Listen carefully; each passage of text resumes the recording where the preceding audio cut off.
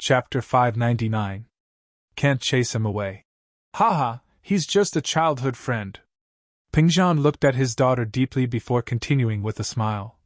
But I heard that house and found a powerful backer after that, and the whole family moved to Donghai. Hao Sin's business here has been taken care of by the eldest son of Hao Sin. Jiang left the country, and only came back recently. Meng Yao glared at Lin Yi. This guy didn't seem to care about her at all. He didn't seem to care about whether she and Jiang were childhood friends or not. Wasn't he worried about her at all? However, Lin Yi's next words disappointed Meng Yao. Lin Yi didn't dwell on the topic of childhood friends. Lin Yi nodded. Uncle Chu, have you heard of a criminal organization that smuggles organs? They're called a kidney trafficking organization by the people? Kidney trafficking organization? Are you suspecting that Jiang Wen has something to do with this organization? Pingzhan frowned. But after Hao Sin moved to Donghai, they started a business that was half black and half white. They changed their business path and accumulated a huge amount of wealth in a few short years. I'm a little suspicious. Otherwise, why would Jiang Wen remove Zhong Pingliang's kidney? Lin Yi said. But this has nothing to do with us. As long as he doesn't disturb us, it's fine. That's right. It's best to stay away from people like this. Pingzhan nodded. Oh right, how did you get injured this time? I heard from Yao Yao that it was revenge for your classmate? Meng Yao called him earlier, but Pingzhan didn't ask because it wasn't something that could be explained in a few words. He only asked if Lin Yi was alright. After learning that Lin Yi was recovering, Pingzhan came back first. He hadn't known Lin Yi for a long time, but he could tell that Lin Yi was a man with a sense of propriety. Judging from how he handled the bank attack, Guangbo's incident, and Meng Yao's kidnapping, Lin Yi was a man with a steady mind. Pingzhan wasn't too worried since Lin Yi didn't go to the hospital and chose to heal on his own, which meant that he had confidence in himself.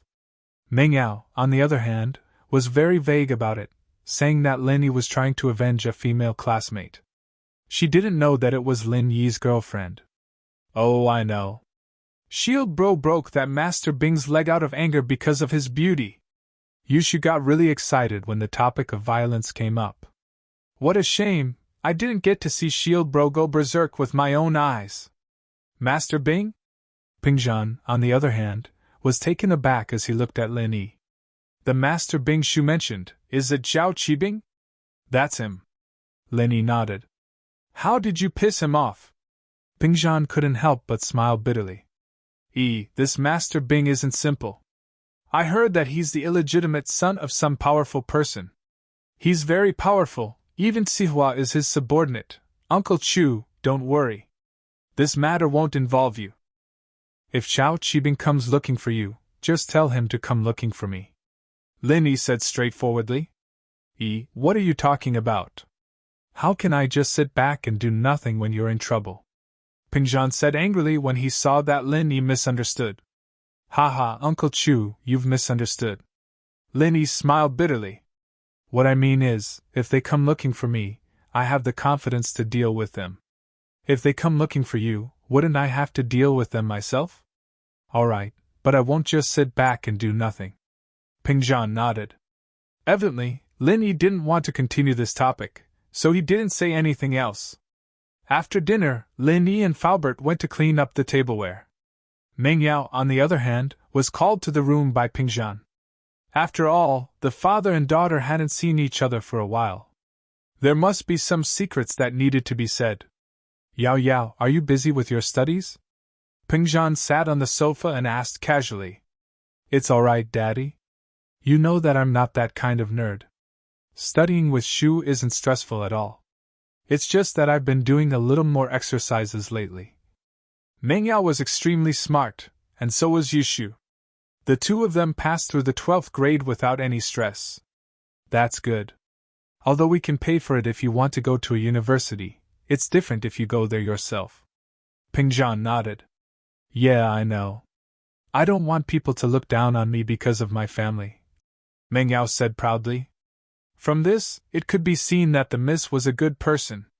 She might be a little proud, but she was different from the other rich kids.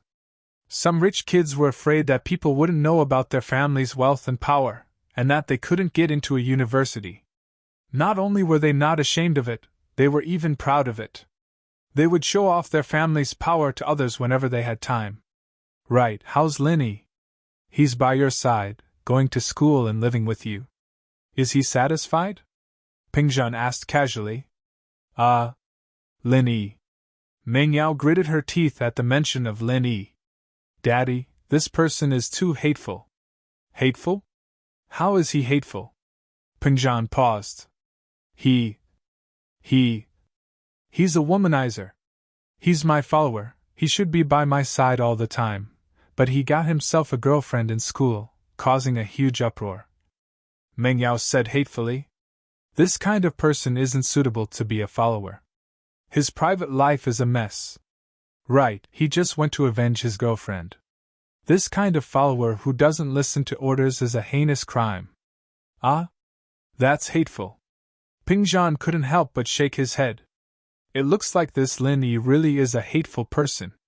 Yeah, Daddy, you think so too? Meng Yao couldn't help but be happy that her father was on her side. Yeah, you're right. Pingzhan nodded and said solemnly, if that's the case, I'll fire him now. How can I let someone as despicable as him stay here without worry? I'll go right now. Yao, wait for Daddy. With that, Pingzhan stood up and walked towards the door. Chapter 600. For Shu's sake. No! Pingzhan couldn't help but smile, but when he turned back, his expression turned into one of surprise. What's wrong with you again? Didn't you say that he's a sinner?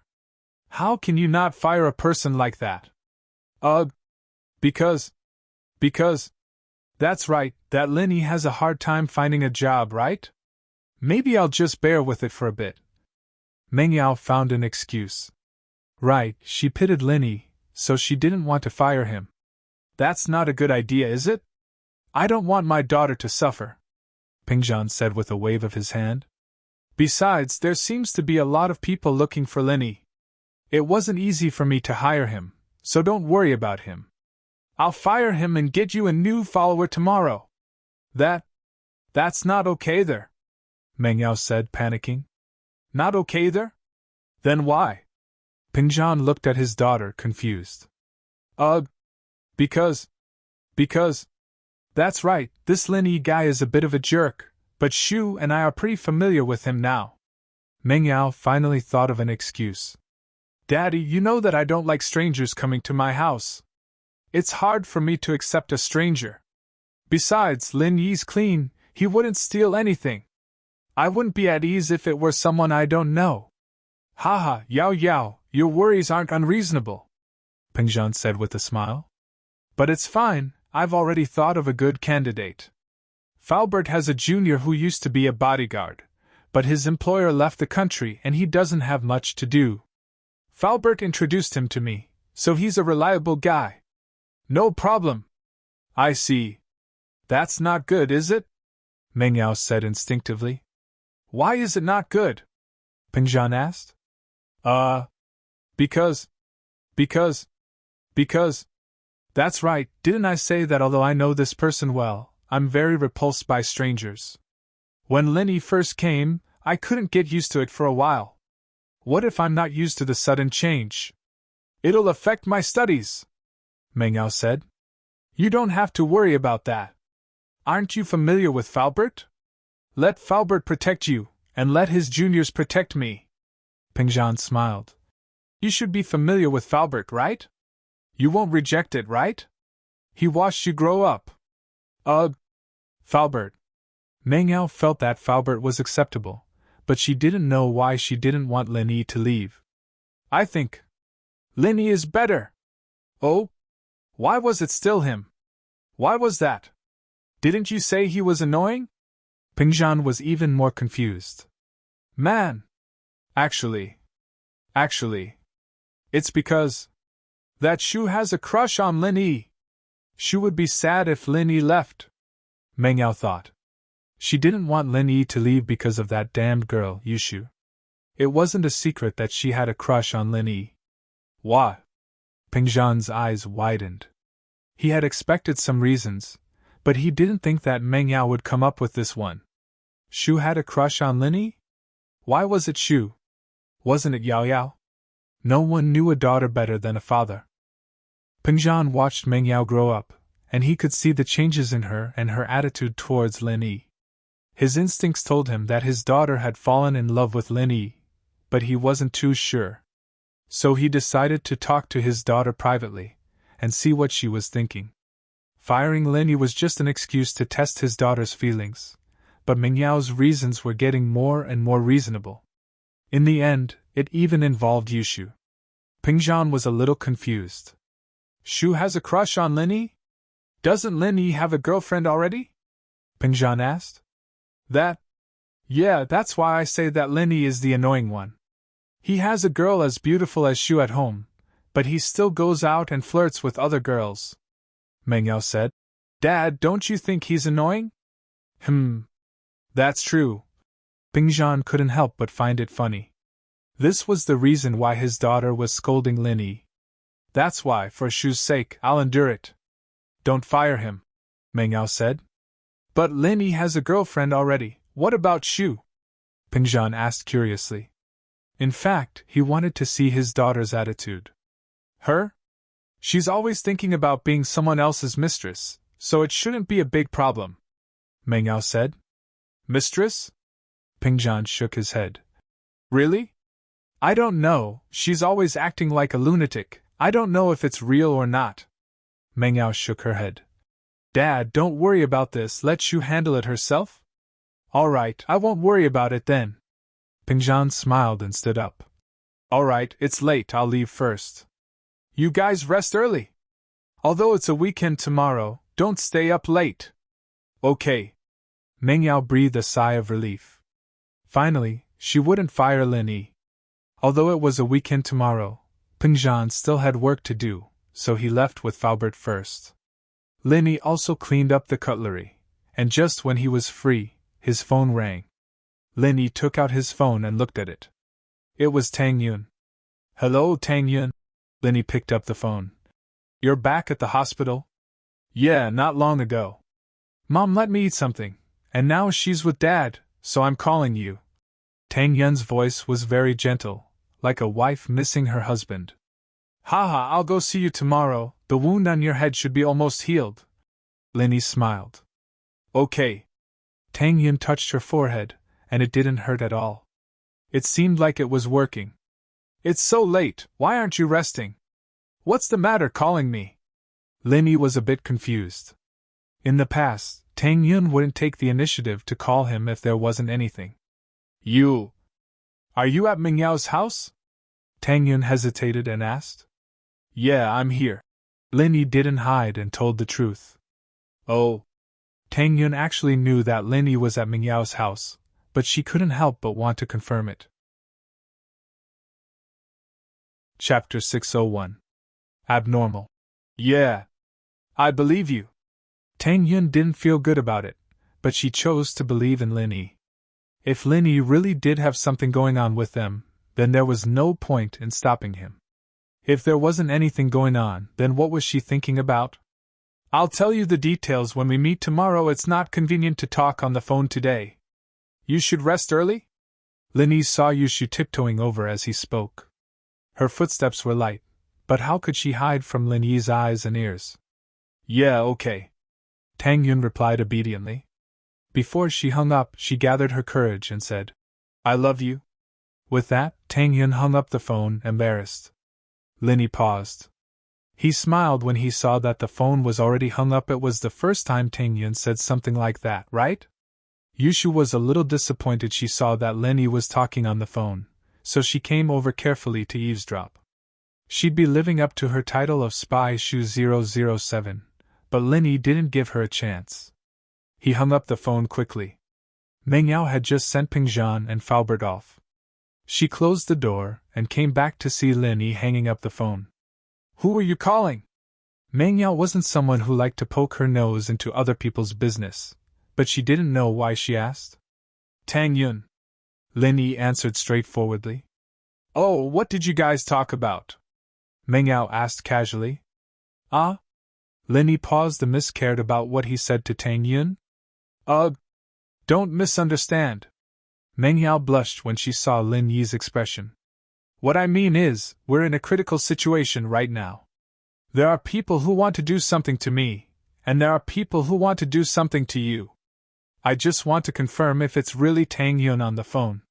What if it's a bad guy pretending to be Tang Yun? Meng Yao couldn't even speak coherently in her panic. Lin Yi was even more stunned. Did the eldest miss say these words? Why did it sound like what Yushu said? Could it be that the two of them had been together for too long and were assimilated? However, he still said, "She didn't say anything. She just said that she was in the hospital." Oh. Meng Yao listened to Lin Yi and didn't continue asking. If Tang Yun says anything suspicious in the future, you have to tell me in advance. Maybe there's some conspiracy behind it. For example, if Tang Yun wanted to have sex with you, don't agree. From what I can see, Tang Yun is a very pure girl. She can't do something like that. There must be a reason behind it. Meng Yao was shocked by her own words. What the hell was she talking about? It must be because he didn't sleep tonight and was too sleepy, so he started saying some strange things. Lin Yi was a little speechless, but he still nodded. The people tonight were not normal. Yao Wang was indeed Yao Wang. Qibing's legs were quickly reconnected, and the medicine was applied as well. As for his face, Dr. Kang's golden wound medicine was applied, so Yao Wang didn't have to worry about it. Uncle Zhu's situation wasn't so good. Even Yao Wang couldn't help but shake his head after seeing it. Yao bro, how is it? Uncle Zhu could tell that Yao Wang was in a difficult position. Zhu bro, to tell you the truth, the situation isn't good. Yao Wang sighed. You used your full strength to fight with that person. And the other person used his full strength too. That person wanted to continue attacking Master Bing, so I had no choice but to use my full strength. Uncle Zhu smiled bitterly. Yao bro, just try your best. It doesn't matter if you can recover to your peak, it's not a problem for you to stay alive, but as for recovering your strength, it depends on whether the head is willing to use treasures to nourish you. Yao Wang said. If the elixirs keep up, I should be able to recover in half a year or so. But it'll be hard for me to break through again in this lifetime, unless there's some sort of miracle. I don't think about breaking through. It's good enough that I can recover. But why would the head use so many treasures for me? Uncle Zhu didn't think too much about it. He was sent to the common world to follow Master Bing because he had no hope of breaking through. Brother Zhu, you don't have to worry. You got injured because of Master Bing. The head of the house won't mistreat you, Yao Wang said. Sihua has already asked the head of the house. I believe there will be news soon. Indeed, Zhao Guanyin had sent news that Yao Wang could use some of the elixirs in the house to save Uncle Zhu. He did this because Uncle Zhu had saved Qibing's life at a critical moment. If he mistreated Uncle Zhu, who would dare to work for him in the future? Wouldn't that be disappointing? So, Zhao Guanyin naturally wouldn't do something as stupid as killing the donkey when it was no longer of use. The other news was for Zhao Qibing. Sihua ran into Zhao Qibing's room excitedly. Master Bing, good news! Oh? What good news? Zhao Qibing didn't feel much pain anymore. His mind was filled with thoughts of revenge against Lin Yi. He didn't dare to act recklessly since there was no news from his father. Boss, we've found out that Lin Yi has nothing to do with any of the hidden houses. After the house sent out the wanted order, no one responded. This means that Lin Yi doesn't belong to any of the hidden houses. Sihua was still used to calling Zhao Guanyin boss instead of head of the house. This was because Sihua was one of House Zhao's business representatives in the common world. He was responsible for providing wealth to House Zhao. Because of his business, Sihua was used to calling Zhao Guanyin boss. Is that so? That's great. Since he doesn't come from any of the hidden houses, there's no pressure to deal with him. Zhao Qibing laughed happily. Finally, we can kill him. Master Bing, don't be too happy yet. Boss said that although he doesn't belong to any of the hidden houses, we shouldn't do anything to him. We should at least investigate his background, Sihua said. For example, if he's alone, if he has other disciples from the same sect, or something like that. We can avoid unnecessary trouble if we kill Lin Yi.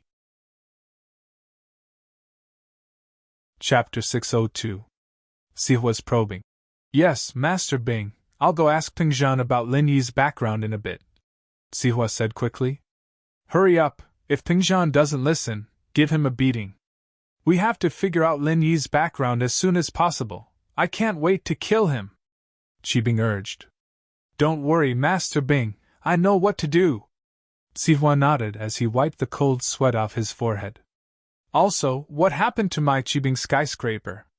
Qibing remembered the skyscraper that Lin Yi had flattened, and he couldn't help but feel humiliated. He had just completed his skyscraper, and now it was flattened by Lin Yi. Wasn't this a slap to his face? Not only did he lose face in front of so many rich kids, but it also affected the progress of Qibing real estate. They didn't even have an office space, so how could they build a building? Although the demolition work wasn't delayed, there wasn't a single worker when it came to building a building. How could they develop it? The Qibing skyscraper is completely destroyed, there's no hope of repairing it, Sihua complained. This skyscraper cost him and Gubang a lot of money, and now it was flattened just as it was completed. This was a huge loss. Destroyed? Can't you build a new one? Now, immediately. Build me a new skyscraper. I want to see a brand new Qibing skyscraper before I leave the ward. Qibing was panicking. Without the skyscraper, it would be a huge loss of face. Master Bing, how can a skyscraper be built that quickly? Isn't this a joke? A skyscraper is built from the ground, and Rome isn't built in a day. Sihua smiled awkwardly. Didn't I give you some time? I'll be able to leave the house in a wheelchair in another 10 or 20 days. You have to build me a skyscraper. Qibing gave the mission. Master Bing, how can I build a skyscraper in 10 or 20 days? Isn't this making things difficult for me? Sihua smiled bitterly. 10 or 20 days is more than enough. I saw a video on the internet where a skyscraper was built in a few days. If others can do it, why can't you? Are you trying to brush me off? Zhao Qibing glared at him and barked. I'll give it a try then.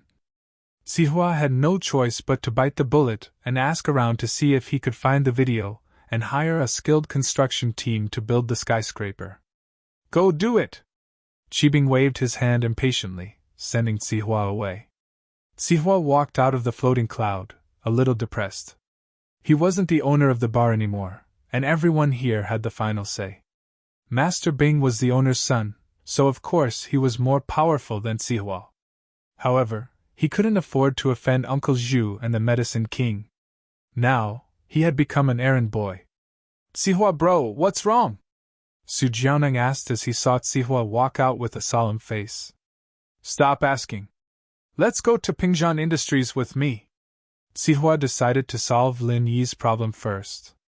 This was a little easier than building the skyscraper. Even if the skyscraper couldn't be completed on time, he would at least be able to answer to Master Bing. All right. Su Jiaoneng didn't ask much and got in the car with Sihua, heading to Pingzhan Industries. Pingzhan was a little surprised by Sihua's arrival, but he didn't have too many questions. After all, he had heard from Lin Yi last night that the person Lin Yi provoked was Zhao Qibing, so Sihua was Zhao Qibing's underling. It wasn't strange for him to be here. Bossly, may I know what brings you here? Pingzhan didn't bother with pleasantries. After all, they didn't have any business dealings, and Gubang's scheme against him was planned by Sihua. So, Pingzhan didn't even need to pretend to be polite to Sihua. Mr. Chu, there's no need to say more about what I do. We don't have a good relationship, but that's fine. Sihua said faintly. We'll let bygones be bygones for now. Gubang has failed, and I have no intentions of dealing with you. Oh?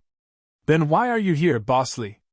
Pingzhan didn't find it strange that Sihua was talking about his doings without hesitation. Everyone knew what was going on. Let's not beat around the bush. Mr. Chu, you hired a bodyguard named Linny? Sihua wanted to complete Qibing's task as soon as possible, so he didn't waste time talking to Pingzhan. He came up with a strong stance. As far as Sihua was concerned, he wasn't Lin Yi's opponent, but he was a big shot in Songzhan.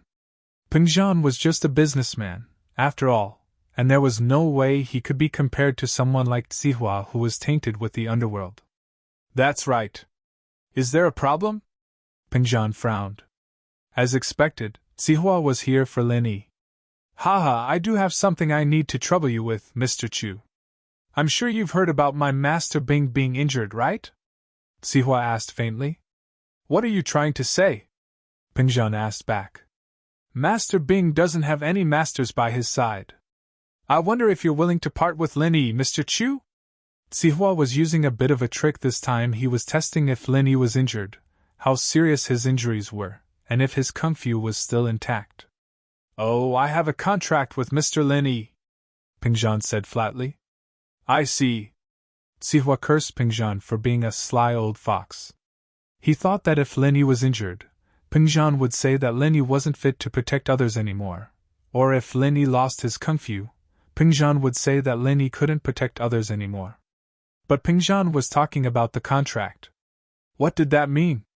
Was it because Lin Yi still had kung fu, and Pingzhan wasn't willing to let him go? Or was it because of the contract that Pingzhan didn't fire Lin Yi because of Lin Yi's kung fu?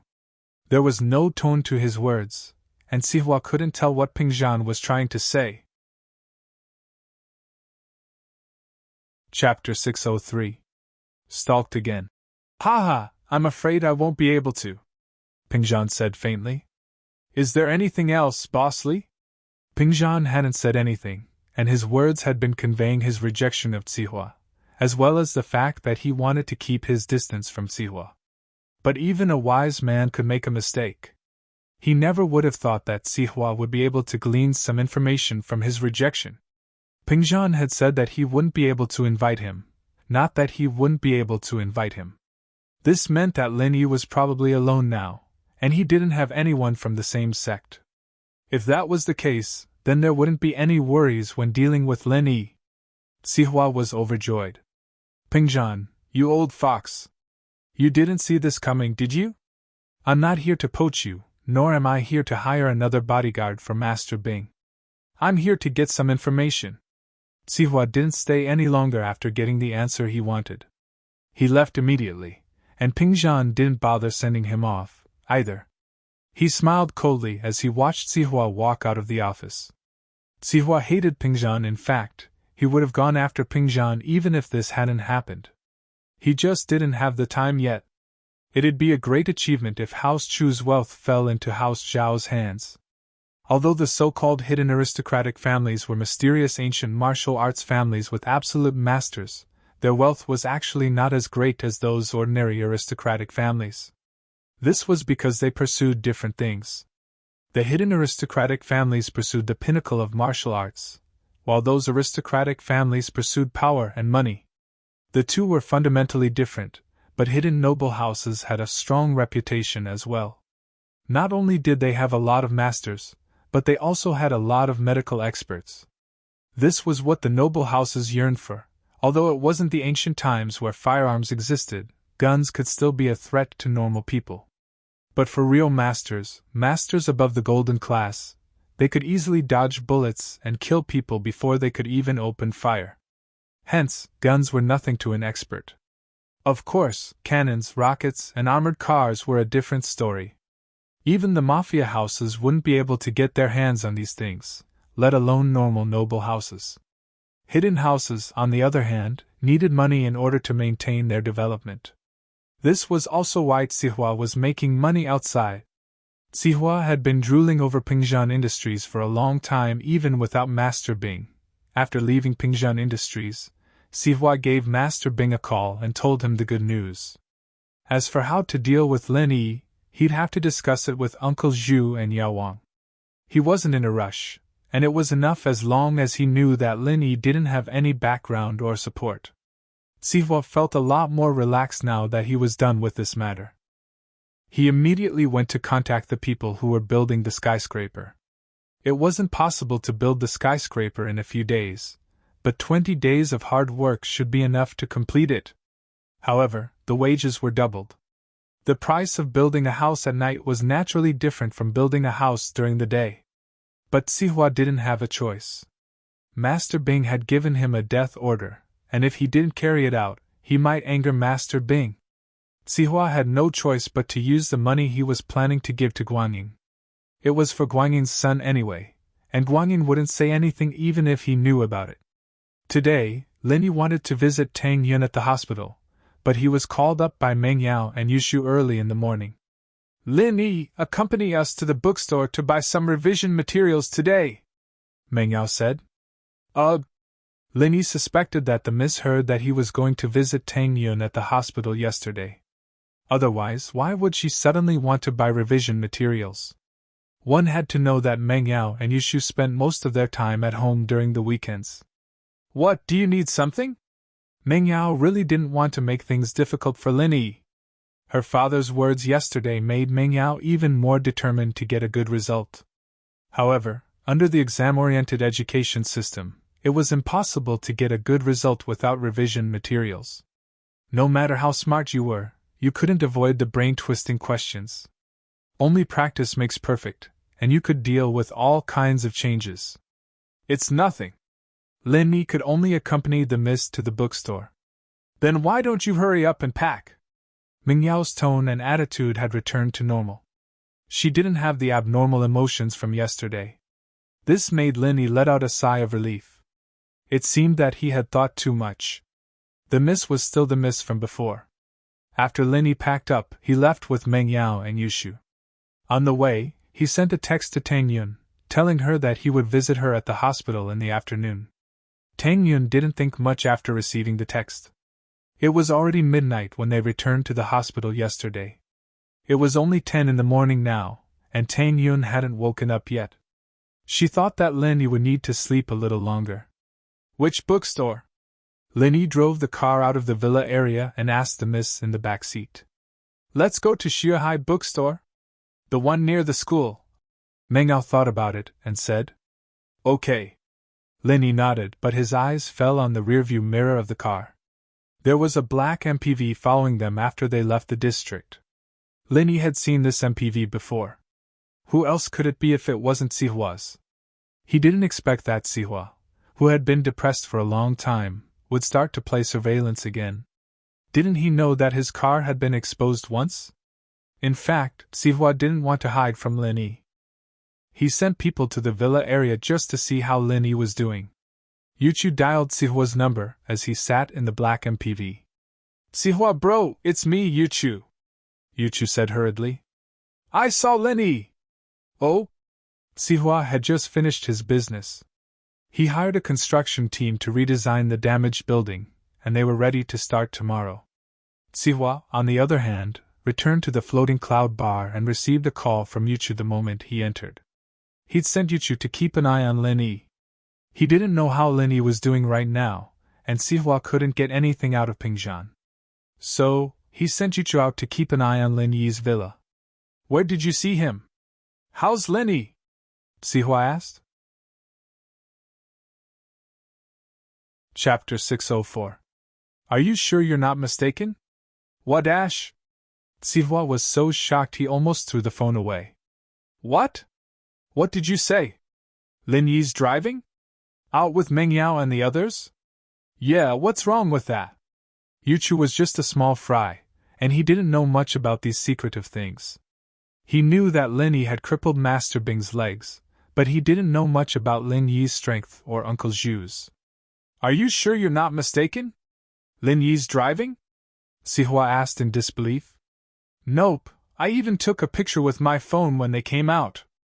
I'll send it to you later," Yuchu said with certainty. He didn't know why Sihua was so suspicious. "Lin Yi's like a normal person? There's nothing wrong with him?" Sihua asked, unwilling to give up. "Yeah, he's driving. What's wrong with that?" Yuchu replied. "Then send me the picture." Sihua frowned. This was strange. According to Uncle Zhu and Yao Wang, shouldn't Lin Yi be lying on the bed, about to die? How was he still able to go out with Meng Yao and Yushu? He could even drive? Okay, should I continue to follow them? Zhang Yuzhou asked. You don't have to. You can leave now. Sihua only wanted to check on Lin Yi's condition. He wasn't interested in what Lin Yi was doing at all. Oh, all right. I'll be leaving then, Yuchu replied. He sent Lin Yi's picture to Sihua and told the driver to stop following the car. And so, just when Lin Yi was wondering why Sihua had sent someone to follow him and Lin Yi was about to shake them off, the car behind him disappeared after a turn. Lin Yi shook his head. Lin Yi couldn't be bothered with them since they weren't following them anymore. Sihua wouldn't be able to do much anyway. Sihua received a picture from Zhang Yuzhou right after he hung up. It was a picture of Lin Yi walking out of the villa with Meng Yao and Yushu as if nothing had happened, and the three of them were in the car. The last few pictures were a little blurry, evidently taken when Zhang Yuzhou was following Lin Yi in the car. Only the rear of Meng Yao's Audi S5 could be seen clearly. Sihua didn't dare to delay and hurriedly ran into the back of the bar. Qibing was playing with his phone while Yao Wang and Uncle Zhu were discussing something in a low voice. Master Bing, Uncle Zhu, Mr. Yao, I have big news, Sihua said in a panic. Big news? What big news? Master Bing put his phone aside when he saw Sihua. He was reading a web novel called How to Pick Up Girls, imagining himself becoming the main character in the novel and dominating the world. Lin Yi doesn't seem to be injured. According to my men, he's out with Meng Yao and Yushu right now. Lin Yi is driving, he's no different from a normal person, Sihua said. Impossible.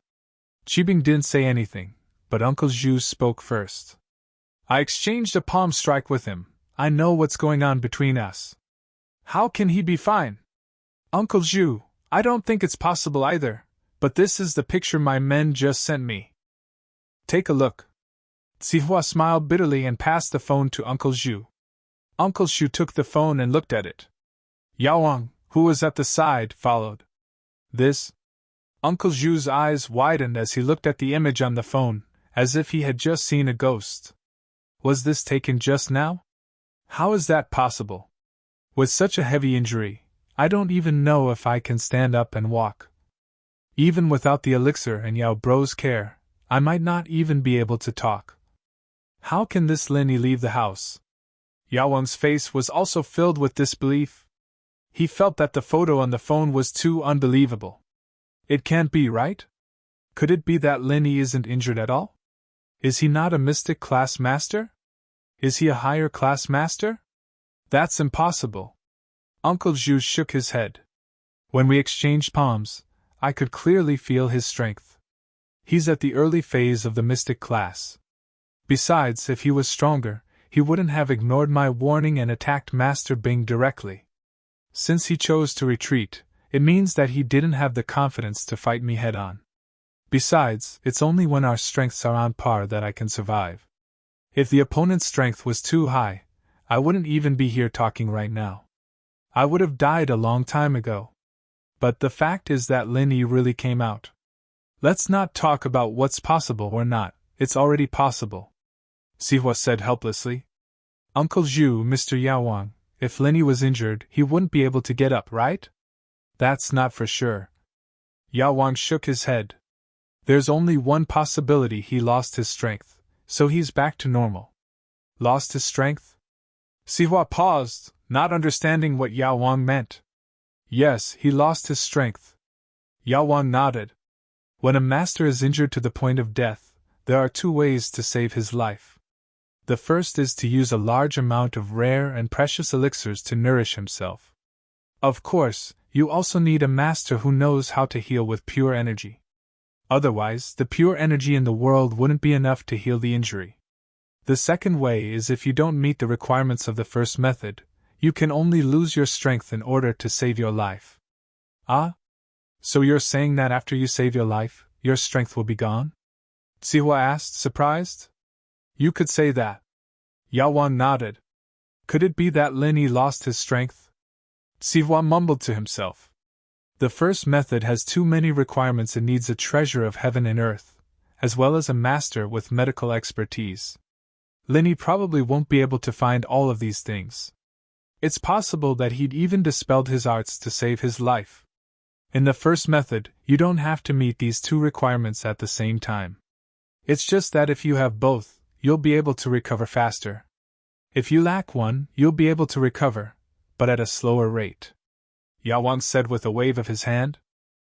I don't think Linny has these two requirements, so it's possible that he chose to lose his strength, Sihua said.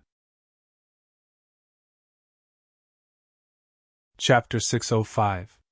Yao Wang's analysis. Of course not. Uncle Zhu smiled bitterly. If it were me, I'd rather die than lose my strength. Only cultivators like us know how hard it is to cultivate. Strength is built up bit by bit, and losing it to a normal person is worse than dying. Even if there's a sliver of hope, you can't lose your strength. You're right. Yao Wang nodded. That's why, if Linny isn't an idiot, he wouldn't lose his strength. Or at least, he wouldn't lose it unless he had no other choice. Or maybe he had no other choice. Sihua frowned. Right, could it be that he's recovered his strength? Recovered his strength. Yao Wang and Uncle Zhu both took in a cold breath. After all, Sihua's assumption was far too bold. It wasn't impossible, but it was too idealistic. What's wrong? Is there a problem? Sihua asked, curious at the exaggerated expressions on Yao Wang and Uncle Zhu's faces. The hypothesis you're suggesting is possible, Yao Wang said. But that's only in an ideal situation. First, if he's in a blessed place with thick pure energy, it's not impossible for him to recover his strength in a day. As long as there's enough pure energy to absorb, recovering his strength wouldn't be a problem. Of course, I don't know if there's such a place on Earth, at least, I've never heard of it. That sounds like a fairyland from a TV show. It doesn't seem to exist anymore. Sihua shook his head. Other than that, the second method is to have a master from the same sect imbue Lin Yi's body with his own qi, and that's how he can recover quickly. However, this method had its flaws. First of all, it had to be an expert from the same sect. Because different sects had different cultivation methods, the true qi in their bodies was also different. If it was forced, it would only result in death. Secondly, while it could save someone, it wouldn't be a good thing for the master. Giving away the pure energy he'd worked so hard for would cause his strength to plummet, and he might even lose a level. I don't think even blood brothers or father and son would use this method. Because the higher the level, the harder it was to cultivate. In order to save a mystic class master's life, the rescuer must be at least an earth class master. But if he gave his true qi to the rescuer, then the rescuer might also drop to mystic class. If he wanted to ascend to earth class again, he would need a lot of hard work. No one would do such a thing, Medicine King said. I see. Sihua nodded. So that means that Lin Yi really did lose his strength. Or was there really no hope for him to recover? I've heard from Pingzhan that Lin Yi doesn't have any friends, and that he's alone. There's no one to save him, and he doesn't have any treasures to help him. If he doesn't disperse his strength, he'll die. That's hard to say. Yao Wang shook his head. In short, I think this matter is very strange. Yeah. This Pingzhan really doesn't know what's good for him. I've been beating around the bush for a long time, but I can't get anything out of him. Sihua said angrily. Alright, stop studying Lin Yi. What's the point of studying him? Whether or not he recovers, I'll deal with him. Master Bing was getting impatient. Since he doesn't have anyone to back him up, I'll make sure he dies in front of me. And this Pingzhan, does it mean that he's going to protect Lin Yi no matter what? I wasn't planning to deal with him immediately, but since he doesn't know what's good for him, then I'll deal with him as well. That's true. Sihua nodded after hearing Master Bing's words. Mr. Yao, Uncle Zhu, how do we deal with Lin Yi? Lil Brother Zhu's condition won't be able to recover within a year and a half, so don't worry about him, Yao Wang said. But even if Lil Brother Zhu recovers, I don't recommend fighting Lin Yi head-on. Oh? Yao Wang, aren't you a mystic as well? You're not afraid of Lin Yi, are you? You and Uncle Shu working together can't take down Linny? Qibin asked. Master Bing, I'm a mystic, yes, but my mystic class is a bit special. Yao Wang smiled bitterly. Although I'm a mystic as well, I use medicine to increase my strength. It's different from a master who uses pure qi from heaven and earth to increase his strength. Moreover, the mental cultivation method that I'm cultivating is of a supplementary nature. Its main purpose is to save people and not attack. So that's how it is. Master Bing nodded, but he felt wrong. If that's the case, then how do we deal with Linny? Can't we do anything to him now that he's a normal person? That's not true. No one can be sure if Linny is a normal person or not. What if he has an ancient miracle medicine? Eating one would be equivalent to half a year's worth of recovery. Who knows, he might even recover his strength. Yao Wang shook his head. There's such a miracle medicine? Qibin's eyes widened. The world is big, nothing is too strange. Yao Wang said. Although it sounds a bit scary, I've read about similar medicines in some ancient books. They're called the Great Recovery Pill and the Minor Recovery Pill. The Great Recovery Pill allows an injured person to recover to their peak in an instant, and the Minor Recovery Pill allows the injury to heal quickly, but the strength has to be recovered bit by bit. Of course, this miracle medicine is only a legend. It's hard to say whether or not it exists. But what if Linny has it? If we fight him head-on, we'll be at a disadvantage. Makes sense. Sihua nodded. Fuck, then wouldn't we be holding back? Qibin was very unhappy after hearing Yao Wang's analysis. Wasn't this toying with them? Why don't we deal with Pingzhan first? Sihua suddenly had an idea. Since we can't deal with Lin Yi directly, why don't we start with Pingzhan? We can also test Lin Yi's strength this way. If Lin Yi really recovers, he'll definitely jump out. If Lin Yi is a normal person, he won't be able to get involved. That's right. Qibin was energized. That's right, we can deal with Pingzhan first. Let's think about how to deal with him. Chapter 606. Chapter 606 Ruin his reputation. That's right, you guys take a break first. Sihua, what do you think we should do next? Qibing asked. Sihua fell into deep thought. We should choose to strike Pingzhan's weakest point, where it's the easiest to hit him. That way, we'll be able to quickly test out Pingzhan's bottom line, and see if Lin Yi has recovered his strength. Fuck, it'd be great if we could deal with both Pingzhan and Lin Yi at the same time. I can't take it anymore. Qibing's temper had been pretty bad these days after all. Lying in bed with a broken leg was a very uncomfortable thing to do. Pingzhan Industries has a lot of businesses. We should target the weakest one, the one that's the easiest to deal with, Sihua said in a deep voice. Master Bing didn't disturb him. After all, Qibing wasn't as familiar with Pingzhan Industries as Sihua was. He didn't even know what kind of businesses Pingzhan Industries had. He could only wait for Sihua to come up with a plan. Su Jiaonang, come in. Sihua couldn't think of anything by himself, so he called Su Jiaonang in. But Su Jiaonang wasn't a very skillful man. He wasn't even as good as Sihua when it came to scheming. The two discussed for a long time, but couldn't come up with a plan. It pissed Qibing off. You two pieces of trash! You can't even do something this simple! Keep thinking, I don't believe that we can't deal with one Pingzhan. Master Bing, please calm down, Jiaoneng said carefully. Sihua bro, why don't we call Jin Gubang and Zhong Fabai over? Jin Gubang used to work for Pingzhan Industries, and he knows them far better than we do. Plus, Zhong Fabai seems to be quite a devious. There's strength in numbers. What do you think, Master Bing? All right, Sihua, hurry up and call Jin Gubang and Fabai. Tell them to come over. Master Bing agreed without hesitation. He didn't want to wait any longer. He wanted to take revenge on Lin Yi. Jin Gubang and Zhong Fabai heard that Master Bing wanted to see them, so they rushed over immediately. They knew that Lin Yi had injured Uncle Zhu and crippled Master Bing's leg, but they didn't think that Lin Yi could live for long. Who was Master Bing? Lin Yi actually broke his opposite leg. Why would Master Bing let him off?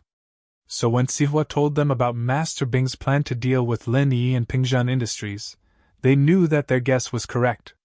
I'm good at dealing with Pingzhan, Gubang said. If we're talking about something that can attract the attention of the media and ruin Pingzhan Industries' reputation, we can start with the schools. School? Fourth school? Sihua paused. That's right, it's the school, Gubang said. Nowadays, if something happens to the students in the school, it'll be a big deal. The media won't stop until they're dead, and the public's opinion will be one-sided. They'll say that Pingzhan is a black-hearted businessman who dared to target the students. Even if they want to salvage the situation, it'll depend on what it is.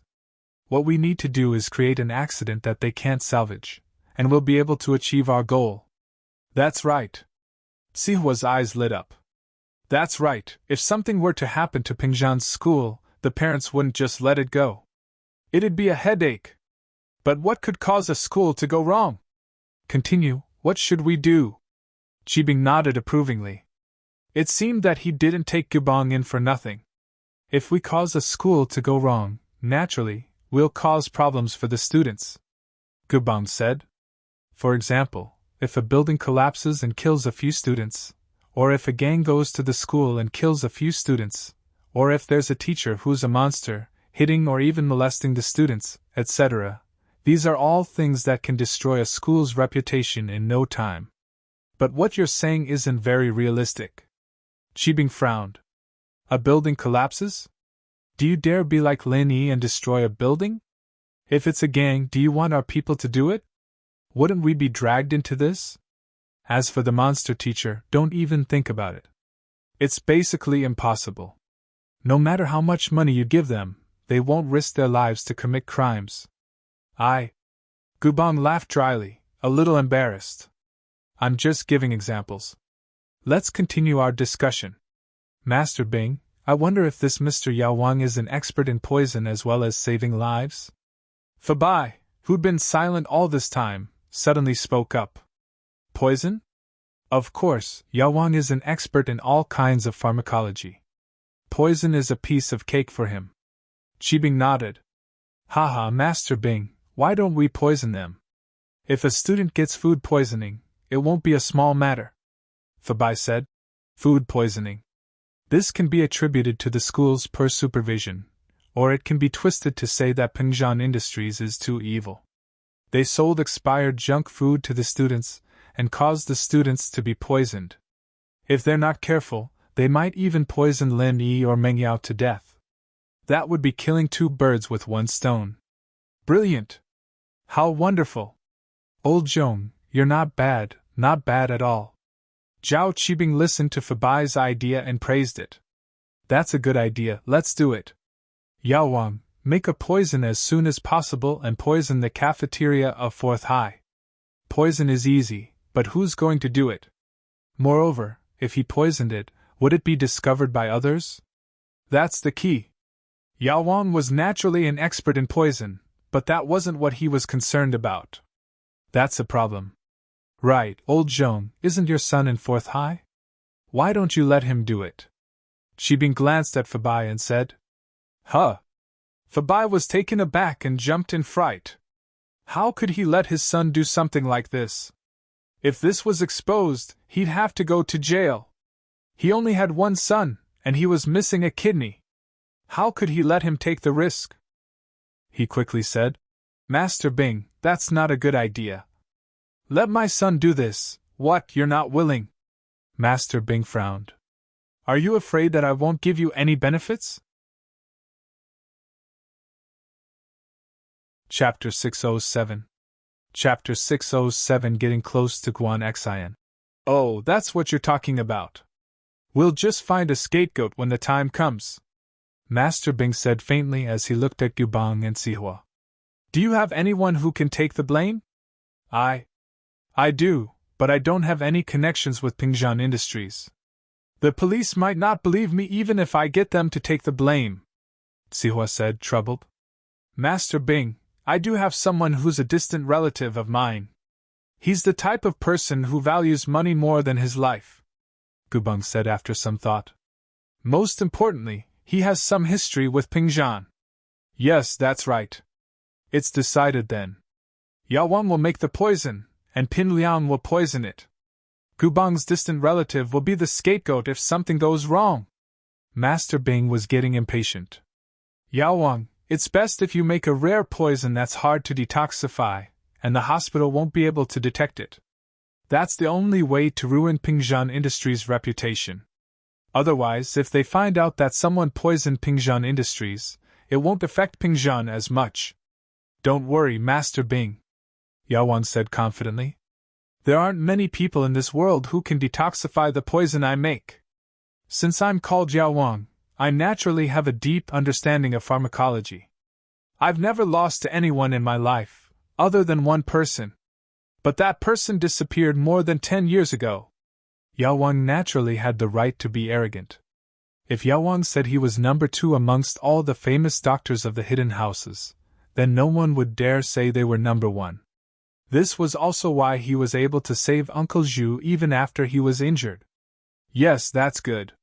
Master Bing knew how powerful Yao Wang was. We'll carry out this plan after Pin Liang is discharged. Old Zhong, don't worry too much. I won't mistreat you. Isn't Pin Liang missing a kidney? I'll help him research a compatible kidney source in the next few days and then install it for him. Thank you, Master Bing. Fabai was overjoyed.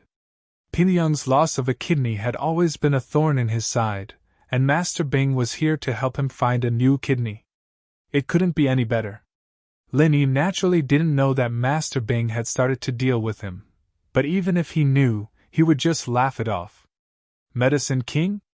He even used Dr. Kang's medicine to treat his injuries. How dare he call himself the king of medicine? Why are there so many people with big faces in this world? Nothing was too strange in this world.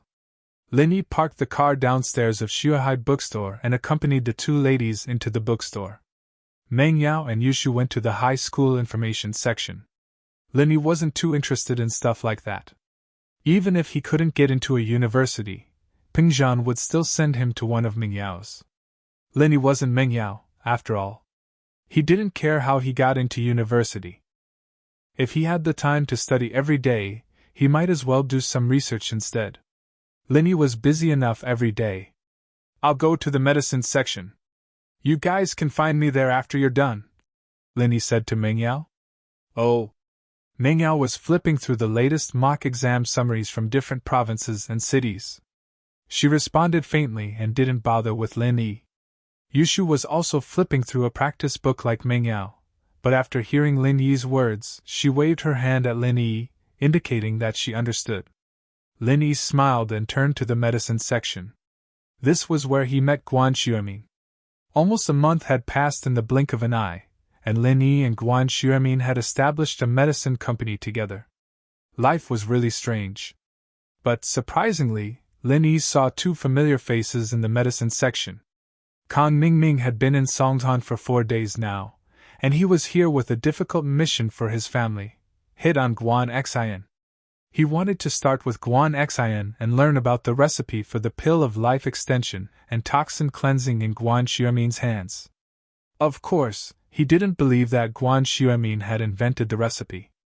As far as he was concerned, Guan Xuemin was just like his grandfather, Dr. Kang, who'd gotten the recipe from some master by chance. He was a master at hitting on girls, and naturally, he wouldn't rush to the hospital to give Guan Xian flowers or woo her. That would be too cliché, and he didn't think that Guan Xian would say yes. According to Kang Ningming's research, Guan Xian had never had a boyfriend before. Doing that would only scare her. And so, Kang Ningming wanted to create a chance encounter. He wanted to meet Guan Xian at a suitable place and get to know her. That way, Guan Xian would let her guard down. But this opportunity wasn't easy to come by. Kang Ningning waited in front of Guan Xian's house for 4 days without a single chance. It was easy to find out where Guan Xuemin lived, and Kang Ningming found it without much effort. But while he waited for Guan Xian nearby, and he did see her every day, he couldn't just go up and hit on her, could he? Guan Xian would definitely think of him as a pervert, and that wasn't something Kang Ningning wanted to see. Guan Xian took the commuter bus to and from work every day. It was a routine, and Kang Mingming had no chance to take advantage of it. If Guan Xian took the bus or taxi, he could still create a chance encounter. But he wasn't a hospital employee, so he couldn't get on a commuter bus. This made Kang Mingming very gloomy. He called himself the Casanova, but when had he not met his target after waiting for 4 days? Just as he was about to lose his patience, Guan Xian finally left the house. It was Saturday, and Guan Xian didn't go to work. After leaving the villa, she took the bus to academic bookstore. Kang Mingming felt that his chance had come, so he quickly flagged down a taxi and followed her all the way to academic bookstore. When he saw Guan Xian go to the medical section, he started thinking about how to hit on her. Guan Xian naturally didn't notice that someone was following her. After all, she wasn't a criminal investigator, so there was no way she would notice that Kang Mingming was already not far from her. Guan Xian came to the bookstore today to buy some books about the doctor-assistant exam. She'd majored in nursing when she was in school, but she'd also studied Chinese and Western medicine at the same time. Her grandfather was an outstanding doctor, and Guan Xian didn't want to disappoint him, so she chose a medicine-related major as her second major. Chapter 608. Kang Mingming strikes up a conversation. Guan Xian's decision to pick up this major and take the exam was all because of Lin Yi. She knew that Lin Yi's medical skills were on par with her grandpa's, perhaps even better. She was afraid that she wouldn't have anything to talk about with Lin Yi in the future, so she decided to pick up this major. She didn't tell her grandpa or her father about it, of course. She'd made the decision herself. Kang Mingming was regretting that he didn't spend more time studying medical books. He could have found a topic to talk to Guan Xian if he did. It was a rare opportunity. He came from a medical family, and this was the perfect excuse to strike up a conversation with Guan Xian. Unfortunately, Kang Mingming didn't know how to do anything other than flirt. Kang Mingming panicked when he saw Guan Xian flipping through a book from the shelf. How was he supposed to hit on her? Wait a minute. Kang Mingming had an epiphany. Guan Xian was just a nurse, she didn't know anything about medicine. Nurses, on the other hand, should be doing things like practice makes perfect, right? Needles, bandages, and so on. She didn't need to go to a bookstore to buy books, did she? So Guan Xian was here for. Kang Mingming looked around the medical section. There were quite a few girls as well, and one of them happened to walk past him. Kang Mingming clearly saw the words on the cover of the book she was holding. Traditional Chinese Beauty. Realization dawned on Kang Mingming. So it was Traditional Chinese Beauty. Guan Xian was probably here for that type of book as well. Which girl didn't want to look good? Especially a cute and pretty girl like Guan Xian. She wanted to look even prettier. Kang Mingming felt more confident at that thought. He didn't know anything about medicine, but Guan Xian might not know either. As long as he made it sound more professional and reliable, Guan Xian wouldn't be able to tell if he was telling the truth or not. Not to mention that there were many books out there that were full of lies. What was written might not even be right, and some of them even contradicted each other. Kang Mingming gritted his teeth, strode over, and said with a smile, "Beautiful lady, are you reading beauty books?" Guan Xian's book was open, so Kang Jiaoming couldn't see the cover. He had no idea what Guan Xian was reading, so he asked arrogantly. "Oh." Guan Xian raised her head to look at Kang Mingming. She didn't recognize him, so she ignored him and continued reading her book. Many of the things in these books are lies.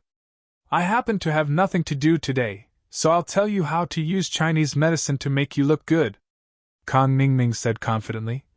"Let me introduce myself. I'm Kang Mingming, the grandson of Dr. Kang." "Dr. Kang?" Guan Xian paused. She'd heard of Dr. Kang before, the famous golden creation. She'd often be asked if the hospital had Dr. Kang's golden creation when she was bandaging patients. But Guan Xian didn't have any special feelings towards Dr. Kang, she'd only heard of him. "Yeah, Our Kong family is a family of Chinese medicine. Usually, I won't casually comment on these Chinese medicine beauty books, but after seeing you today, I really can't help but say a few words. Kong Mingming thought that Guan Xian was shocked by Dr. Kang's name, so he continued to speak proudly. If you follow these scammers' books to make you look good, then you'll definitely be disfigured. I can't bear to see someone as beautiful as you be destroyed, so I have to say something. Oh. Guan Xian frowned, annoyed by Kong Mingming's incessant chatter. No need, I don't want to have my beauty done either. How can you do that? You're so beautiful. If you don't know how to take care of yourself, then your beauty will only last for a short time. Kong Mingming said. Think about it, you're so beautiful now because you're young and invincible, but in a few years you'll be old and your pearls will turn yellow. What then? Guan Xian glared at Kong Mingming, wondering why this guy was talking like that. Old and yellow pearls? Was he crazy? But Guan Xian had good manners, and she wasn't the type to get angry easily. She didn't say anything even though she was displeased with Kong Mingming, and continued to read. She thought that if she ignored him, he'd just leave. But who would have thought that Kong Xiaoming didn't leave? He continued to ramble on. Our miracle Dr. Kang's family has done a lot of research on traditional Chinese beauty treatments. These are all common herbs written in these books, but they're actually useless. If you want to stay young forever, you need to take some strong medicine. For example, Lingji, snow lotus, deer antler, tiger penis. Kong Mingming didn't know what kind of medicine was good, but since Guan Xian didn't know anything about it, he told her about some of the expensive herbs he'd heard about. Guan Xian couldn't help but blush when she heard the words tiger penis. She was a little irritated. Was there something wrong with this guy? Why did he have to say everything? But Kong Mingming didn't have any self-awareness.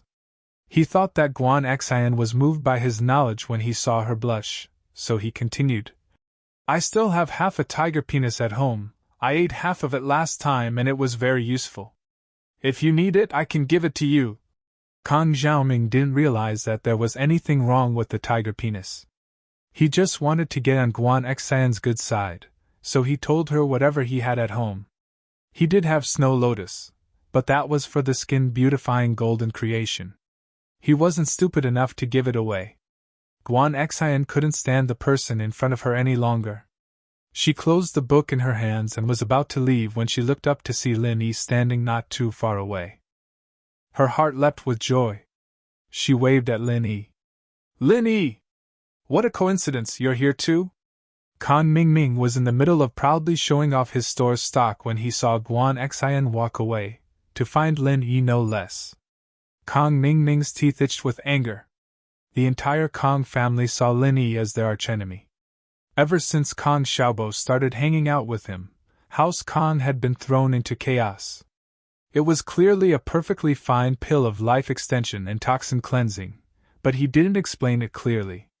Not only did he cause the Kong family to lose a precious pill, but they also had to eat dog shit. It was as embarrassing as it could get. Of course, Kong Mingming never blamed his family for these mistakes. He never thought that if it wasn't for the fact that his family didn't believe that Kong Xiaobo's pill was a miracle pill and Kong Mingming had stomped on the pill to smithereens, there wouldn't have been a series of events that happened after that. But Kong Mingming pushed all the blame onto Kong Xiaobo and Lin Yi, blaming them for not making things clear. Chapter 609. I don't know him. He wouldn't have needed a shepherd dog if he hadn't been researching dog poop, and the pills wouldn't have been eaten by a dog anyway. That's why enemies are furious when they see each other. Kong Mingming wanted nothing more than to tear Lin Yi into a million pieces. Especially since he didn't know what kind of relationship this guy had with Xuemin. What did he have to do with Xuemin and Lai Chang'e? Haha, I'm just looking around. What are you doing here? Lin Yi could tell that Kong Mingming was here to get close to Guan Xian, but he didn't understand why Kong Mingming was chasing after Guan Xian. Could it be that this brat has nothing better to do and only knows how to chase after women? Yeah, I'm here to buy 2 books. Guan Xian's face reddened again. Her heart raced when she remembered that the reason she was buying books was because of Lin Yi.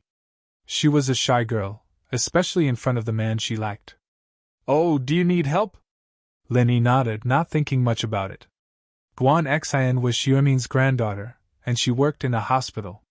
It wasn't strange for her to buy medical books. No need. I've already chosen, Guan Xian said quietly. Kang Mingming was about to explode. Why did this Lin Yi have to do everything? It was a perfect opportunity to hit on Guan Xian, but Lin Yi had ruined it. Was this kid born to be a troublemaker? He'd ruined his grandpa's birthday banquet, ruined House Kang's plans for the auction, and even ruined his own attempts to hit on Guan Xian. Zhao Ming couldn't take it anymore. He pointed at Lin Yi and said to Guan Xian, "This guy isn't a good person, don't hang out with him. He's a big scammer. Our Kang family's signature product has been copied by him. We're Dr. Kang's golden creation medicine, and he made Miracle Dr. Guan's injury medicine. We made a special edition, and he also made a special edition. He's simply copying and copying. Don't get close to such a shameless person. He's learning everything from us. We're Miracle Dr. Kang, and now he's Miracle Dr. Guan. He's the king of copycats." Kang Xiaoming poured out all the depression he'd been suppressing for a long time, but when he finished, he saw Guan Xian staring at him coldly. It sent a chill down his spine. What kind of gaze was that? Eh? Kang Mingming suddenly understood. Wasn't Guan Xian's grandfather Miracle Dr. Guan? How dare he call Miracle Dr. Guan a fake? Wasn't that the same as scolding someone's grandfather? Of course Guan Xian was pissed. Kang Mingming regretted it. He couldn't control his mouth. Even if that was what he thought, he couldn't say it out loud. Wouldn't that make Guan Xian hate him? In a moment of desperation, Kang Xiaoming could only explain incoherently. No. I mean, I'm not saying that Miracle Dr. Guan isn't good, I'm saying that Miracle Dr. Guan's medical company isn't good, it's a counterfeit. Guan Xian was still staring at Kang Mingming coldly. Her eyes were filled with anger. Kang Mingming was shocked. What he said just now wasn't appropriate. Miracle Dr. Guan's medical company. Wasn't it Guan Xuemin's company? It would have been better if he didn't explain himself. The more he tried to explain, the more he made things worse. No! I'm not saying Miracle Dr. Guan's medical company is bad. I'm saying that Miracle Dr. Guan was tricked by that Lai Changyi and this kid. They made him do some fake things. Kang Mingming explained incoherently. I didn't mean to insult you. How did you know Miracle Dr. Guan is my grandfather? Guan Xian glared at Kang Mingming. She didn't say anything about her identity. How did Kang Mingming know? I guessed it. Kang Mingming sweated profusely. Yeah, he was here to create a coincidence. He shouldn't know Guan Xian. How did he let it slip? You knew, didn't you? Did you approach me on purpose? What are you trying to do? Guan Xian took 2 steps back subconsciously. She looked at Kang Mingming cautiously. It's a misunderstanding. It's actually a misunderstanding. Kang Mingming was panicking. His performance today was below par. It could be said that he was below par. He was a master at picking up girls. How could he make such a low-level mistake? Lin Yi. It had to be Lin Yi. Ever since he met this kid, he'd started to make mistakes. It wasn't like this before. When he first met Guan Xian, he was still a gentleman, boastful and knowledgeable, and Guan Xian didn't pay attention to him because she was shy. At least she wasn't as angry as she was right now. He didn't know that Guan Xian only thought of him as a passerby. She didn't care about him at all. Since he was just a passerby, Guan Xian had no reason to be angry at him. But now, he was insulting her grandfather. He was insulting her grandfather and Lin Yi's company. How could she not be angry? Guan Xian wasn't a woman with a strong personality. Although she was angry, she only glared at Kang Mingming. Guan Xian, I actually know you. I've admired you for a long time. That's why I'm a bit infatuated in front of you. Please forgive me for saying something that doesn't make sense. Kang Mingming was indeed a master of love. After he calmed down, he pushed away his mistake with just a few words. Now, he was saying that Guan Xian was too pretty and that Kang Mingming was infatuated with her. If it was a more vain girl, she would have been very happy and wouldn't have cared about his mistake. But Guan Xian only had Lin Yi in her eyes. There was no place for Kang Mingming. His words only annoyed her even more. She frowned subtly and lowered her head. She didn't want to see Kang Mingming anymore. Seeing that Guan Xian was ignoring him and lowering her head, Kang Mingming thought that his words made Guan Xian shy.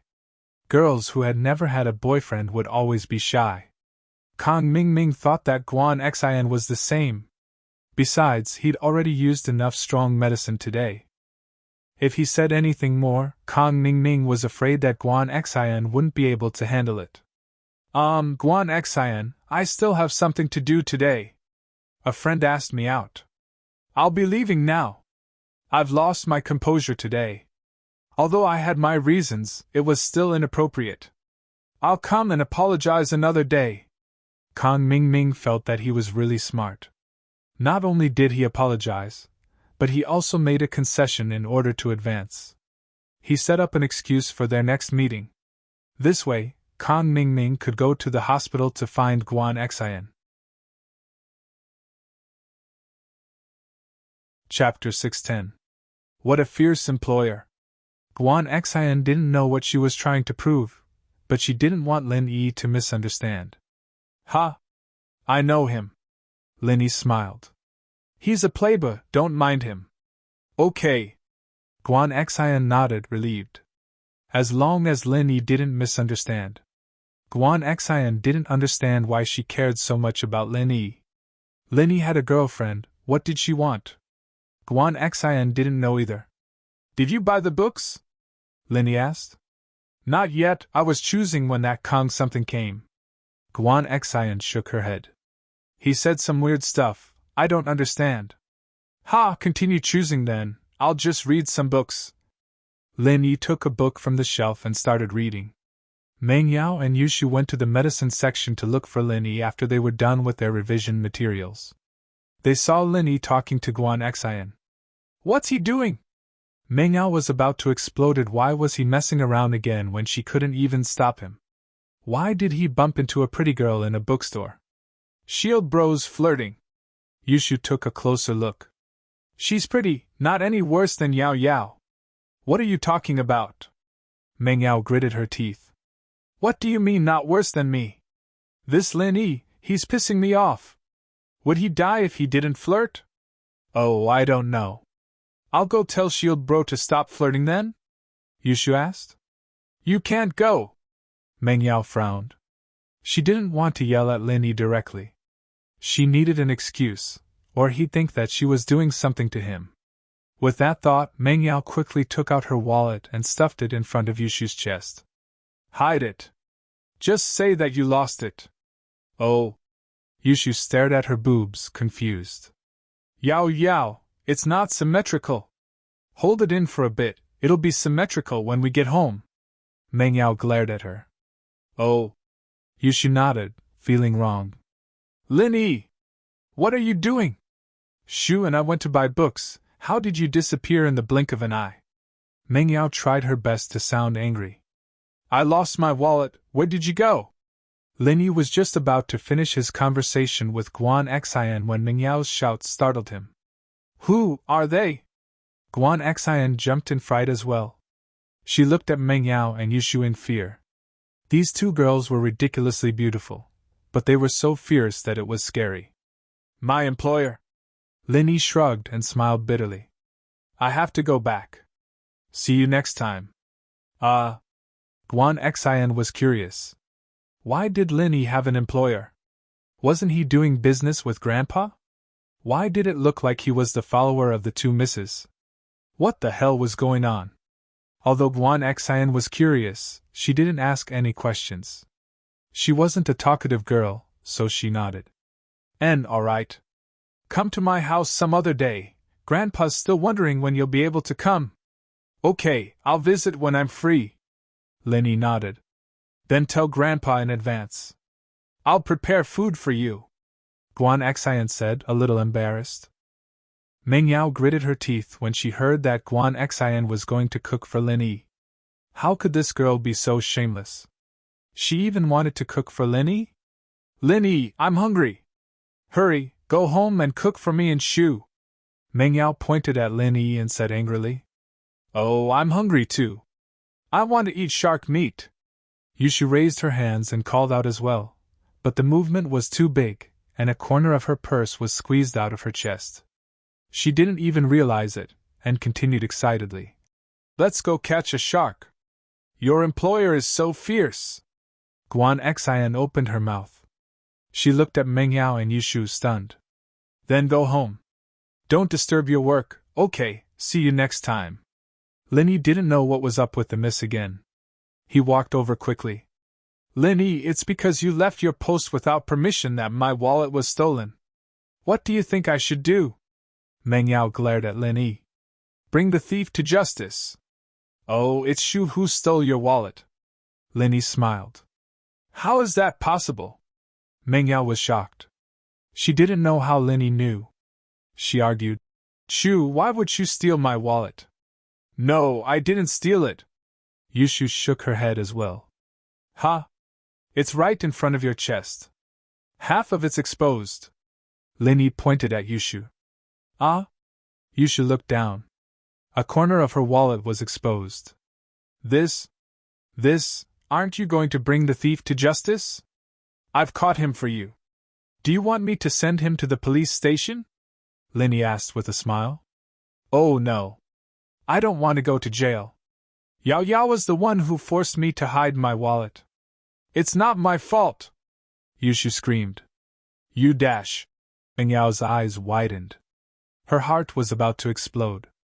What are you screaming for? Stop screaming. It's because your chest is too big. It squeezed out your wallet. You can't blame me, Yushu said pitifully. Ha! Since we've found the thief, let's go back for dinner. Linny smiled and didn't say anything.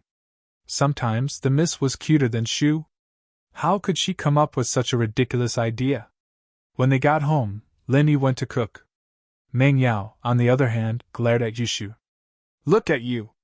You don't even know how to act. You got caught like this. Yao Yao, you can't blame me. The wallet came out on its own, Yushu said weakly. All right, let's not talk about this. You're pissing me off. Meng Yao was speechless. Who was the girl who talked to Linny today? I don't know. I've never seen her before. Yushu shook her head. Aren't you the spy 007? You don't know anything. Meng Yao shook her head. Linny prepared an extra portion of food. He wanted to give it to Tang Yun when he went to the hospital. However, the miss found out. Linny, why did you make so much food? Will the three of us be able to finish it? Meng Yao was just pissed, so she asked casually. In fact, the miss usually didn't care about leftovers. I made an extra portion. I'll give it to Tang Yun when I go to the hospital. Linny didn't hide it. Chapter 611. Shu to death. The miss didn't say anything during the meal. She lowered her head and dug in, wanting to finish the extra portion, but her appetite was limited. She couldn't eat any more, so she turned to Yushu. Shu, go eat some more. Ah? But Yao sis, I'm already full, Yushu said, holding her stomach. No, eat some more, your breasts are too small, you need to enlarge them. Meng Yao glared at Yushu, signaling her with her eyes.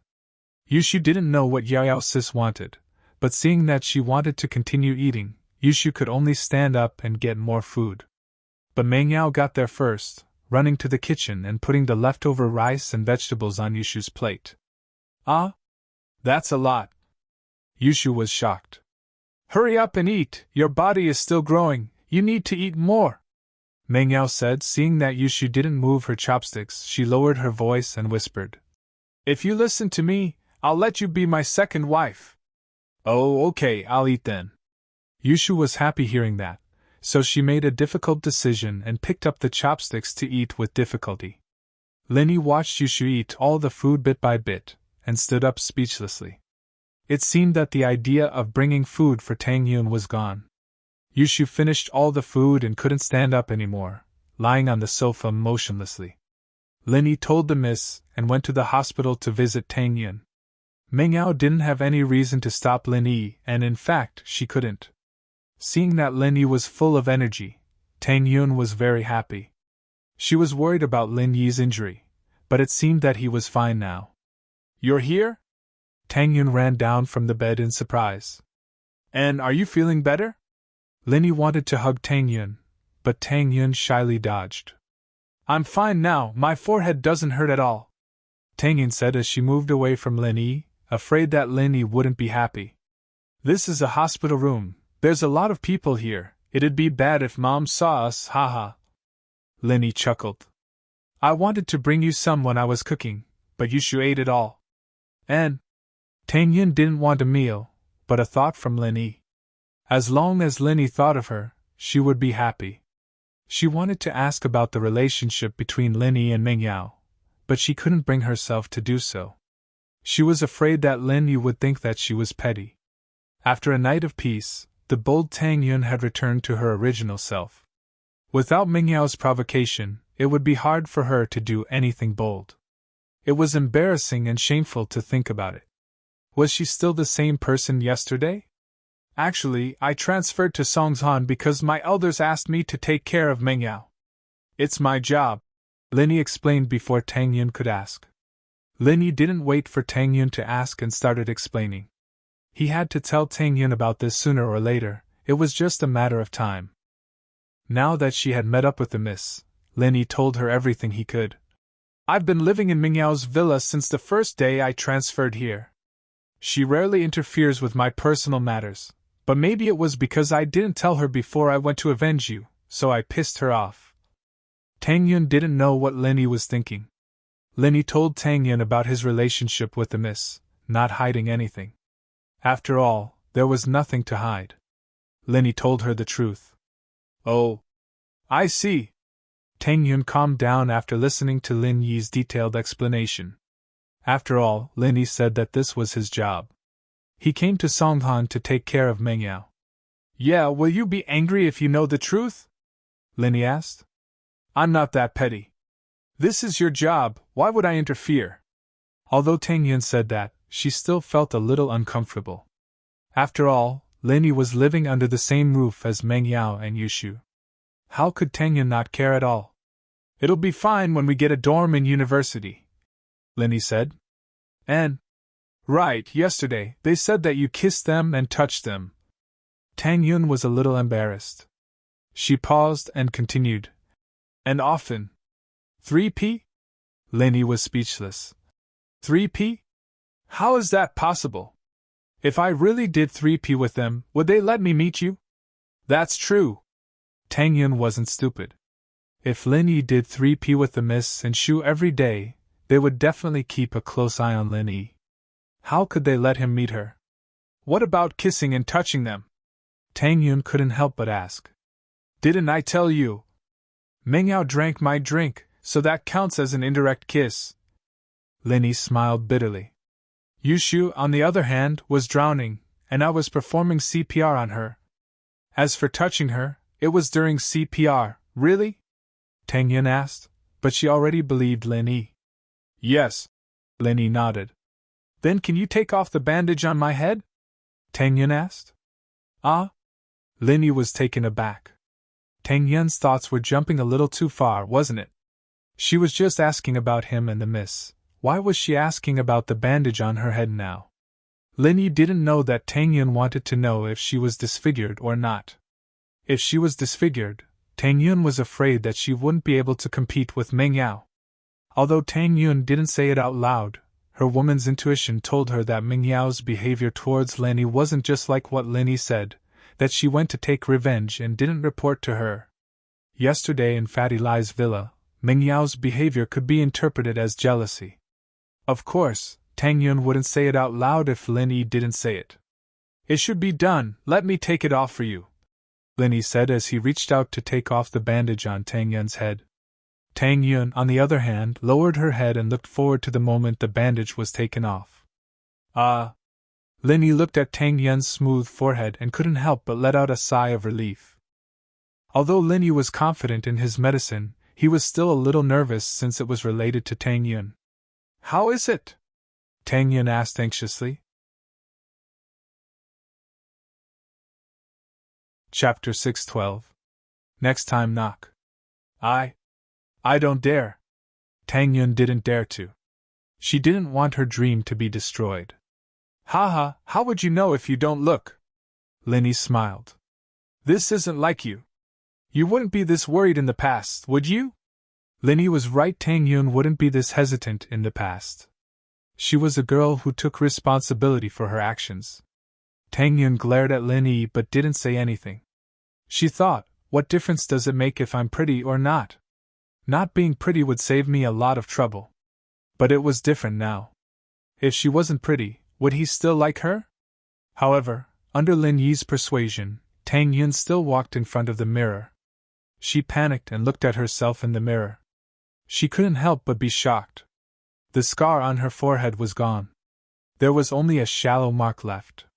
If one didn't look closely, they wouldn't be able to see it. This is new skin. It'll be different from before, but there won't be any difference after a few days, Linny explained.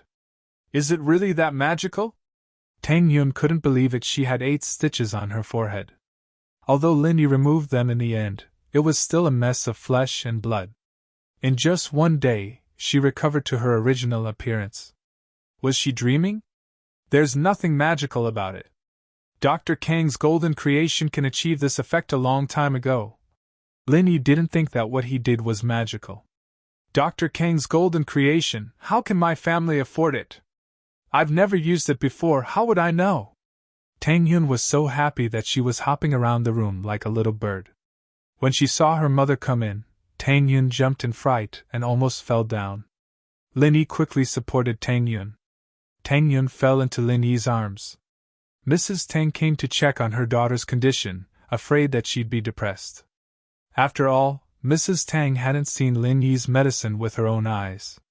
She didn't know if Tang Yin could recover. She saw her daughter and Lin Yi being intimate. Mrs. Tang coughed awkwardly. I'm going out for a walk. Mom! Tang Yin was embarrassed as she struggled out of Lin Yi's embrace, not daring to look at Mrs. Tang. She was pissed off that she'd fallen when her mother opened the door and walked in, not daring to look at her. This was so embarrassing. Did her mother think that she was throwing herself into Lin Yi's arms? Haha, I'll knock first next time. Mrs. Tang thought to herself. My daughter is all grown up now. It looks like I'll have to be more careful in the future. I didn't think about this in the past, but now I realize that my daughter needs her own space. Of course, this was under the assumption that Mrs. Tang liked Lin Yi. Mrs. Tang wouldn't be as easygoing as she was with Lin Yi. She'd be more than happy to ruin things. Mom, what are you talking about? Tang Yin said a little awkwardly. The wound on my forehead healed. I was so happy that I almost fell down, and Lin Yi just helped me up a little. Tang Yun felt a bit guilty under her mother's gaze, so she couldn't speak with confidence. I understand, Mrs. Tang said as she looked at her daughter's expression. Tang Yin knew that the misunderstanding had deepened. Auntie! Lin Yi didn't panic at all. He politely nodded to Mrs. Tang and asked, How's Uncle Tang's injury? He's much better. With the medicine you gave him, he doesn't feel any pain anymore. He's also taken the Chinese medicine. He looks good. In fact, Mrs. Tang didn't expect Tang Jiqing to recover so quickly.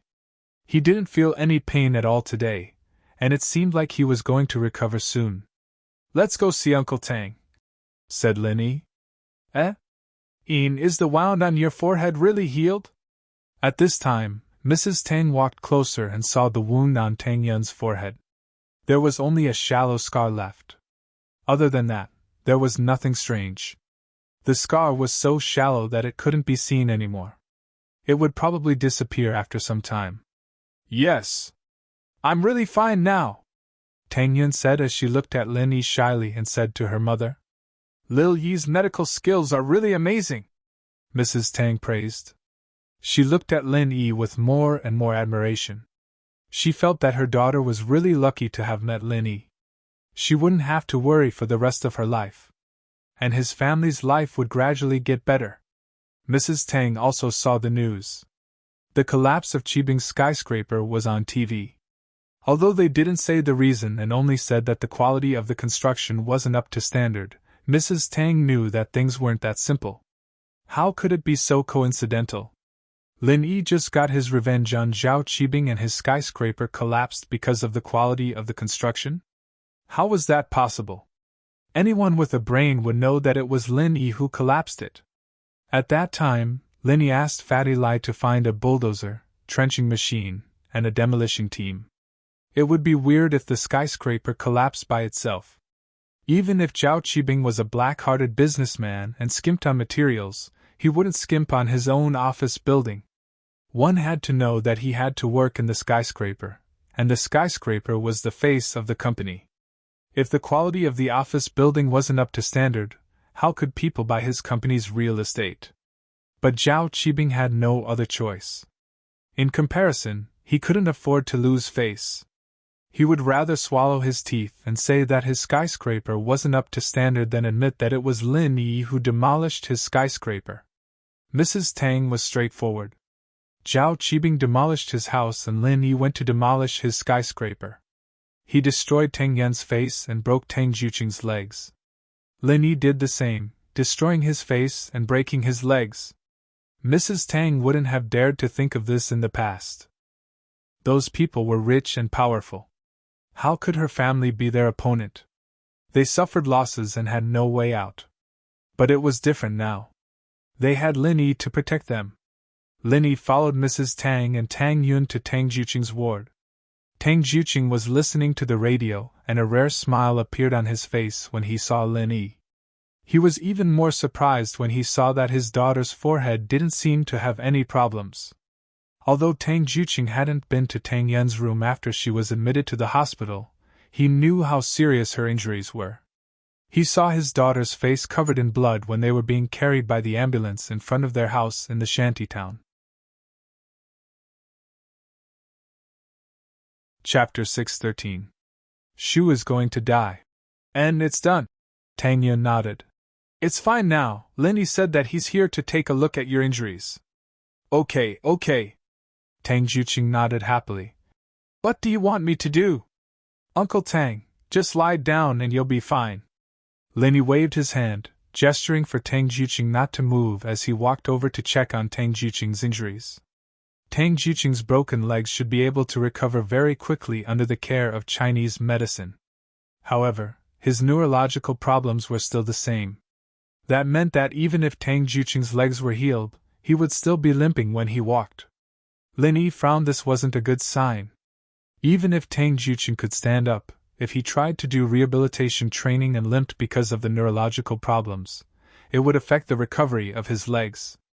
If he continued walking like this, the newly healed legs might become deformed. Even if his neurological problems were healed in the future, the recovery of his legs would be different, and he would still limp. What's wrong? Lin Yi, is there a problem with my dad's illness? Tang Yun had been paying attention to Lin Yi's expression, and when she saw him frown, her heart skipped a beat. It's a bit troublesome. Lin Yi didn't hide it, and explained his thoughts to Tang Yun and Mrs. Tang. He didn't hide it from Tang Juqing, because it wasn't necessary. Then what should we do? Tang Yun was panicking. But Tang Juqing and Mrs. Tang weren't too worried, and Tang Juqing smiled instead. It's fine if he's limping, it's good enough that he can stand up. It's better than lying on the bed, right? Tang Juqing couldn't be blamed for being optimistic.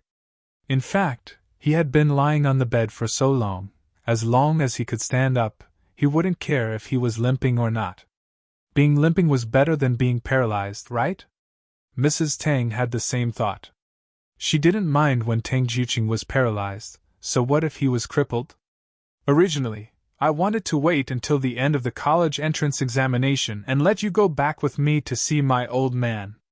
Then I would bring back the nerve-stimulating medicine, but now it seems that there is not enough time, Linny said. But it doesn't matter. I will find someone to send it over. How can I do that? Tang Juqing was flattered. Linny had to trouble others for his sake. Haha, it's nothing. Linny thought of Ergudin, his childhood playmate. He hadn't seen him in a long time, and now wasn't the time for harvest. He should have time. Dad, since Linny said so, then it's settled. Tang Yun saw that her father still wanted to say something, so she spoke first to finalize the matter. Naturally, Tang Yun didn't want her father to become a cripple. Even if she owed Linny a favor, it was her. She owed Linny a lot anyway, so she didn't care anymore. After this small misunderstanding, Tang Yun had thought it through. Repaying a favor with her body was a good way to repay a debt. Since Tang Yun had decided to follow Lin Yi, she could let him do whatever he wanted in the future. Thinking of this, Tang Yun couldn't help but blush. Yeah, old Tang, it's Lin Yi's sincerity. Don't say anything. Mrs. Tang didn't care about her husband being crippled, but she still hoped that her husband could be like a normal person. Lin Yi took out his phone and wanted to call Ergudin, but the moment he took it out, his phone rang. Lin Yi looked at the caller ID. It was Meng Yao. Yushu's stomach was round, and she couldn't get up from the sofa. At first, it was a little uncomfortable, but it was bearable. But after a while, it became more and more uncomfortable. Yao Yao, my stomach is so uncomfortable. Why is it so big? Am I pregnant? I'm so disgusted. Yushu laid on the sofa and whimpered weakly. How can you get pregnant from eating? Don't say that. Meng Yao was watching TV when she heard Shu's whining. She turned off the TV and walked over. Yao Yao, if you can get pregnant from drinking soda, why can't I get pregnant from eating? There's probably Shield Bro's saliva in it, Yushu said with a pale face. All right, stop it. Meng Yao couldn't help but feel embarrassed when the past was brought up. Did you eat too much? Do you want to go to the washroom? I haven't even digested it yet, how am I supposed to go? It's so uncomfortable. Yushu felt that her stomach was full and disgusting. In short, it was a mess. Wait, I'll go get some digestive pills for you. Meng Yao was regretting her actions after seeing Yushu's discomfort. She shouldn't have let her emotions get the better of her. She didn't know if a person could die from eating too much, but since there was the phrase, die from eating too much, it was probably possible, right? Meng Yao panicked even more at the thought. She quickly went to get the pills. I'm not eating, I can't eat anymore. I'll explode if I eat anymore. Yushu couldn't eat anymore. Then what should we do? Meng Yao didn't know what to do. I'm going to die. I'm going to die again. I don't want to die.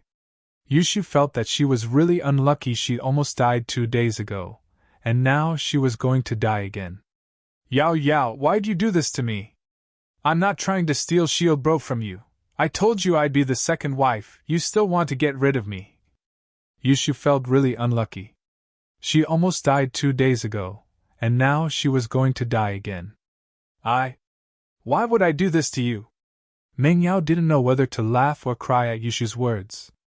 I don't like Linny at all, why would I steal from you? I didn't want him to bring food for Tang Yun, that's why I made you eat all of it. Right, Linny you. Hang in there, I'll call Linny.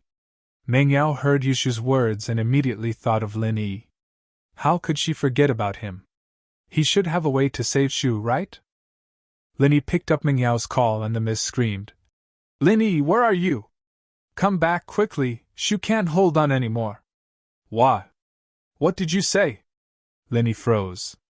Shu can't hold on anymore? What did she mean?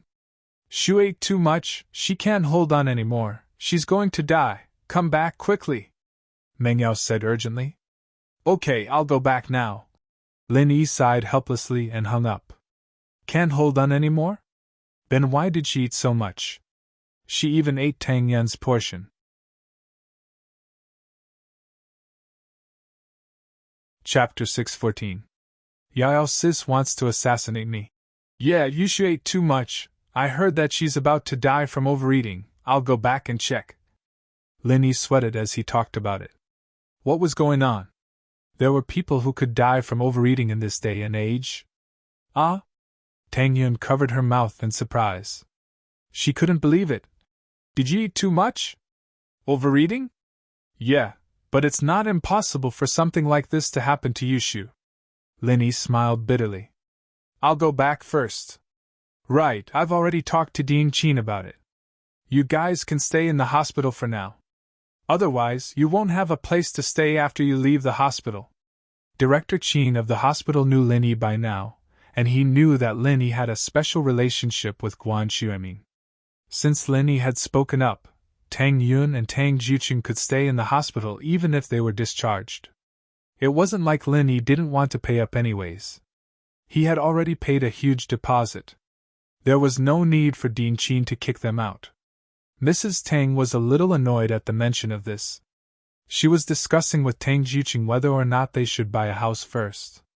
The houses in Shanty Town had all collapsed and were uninhabitable. Fortunately, there was nothing valuable in them. The TV and refrigerator were bought when they got married. They were more than 10 years old and had long been worn out. It didn't matter if they were broken. As for furniture, there wasn't much. But since Linny had arranged for them to stay in the hospital, they didn't have to rush to buy a house. At least they had to observe the market first.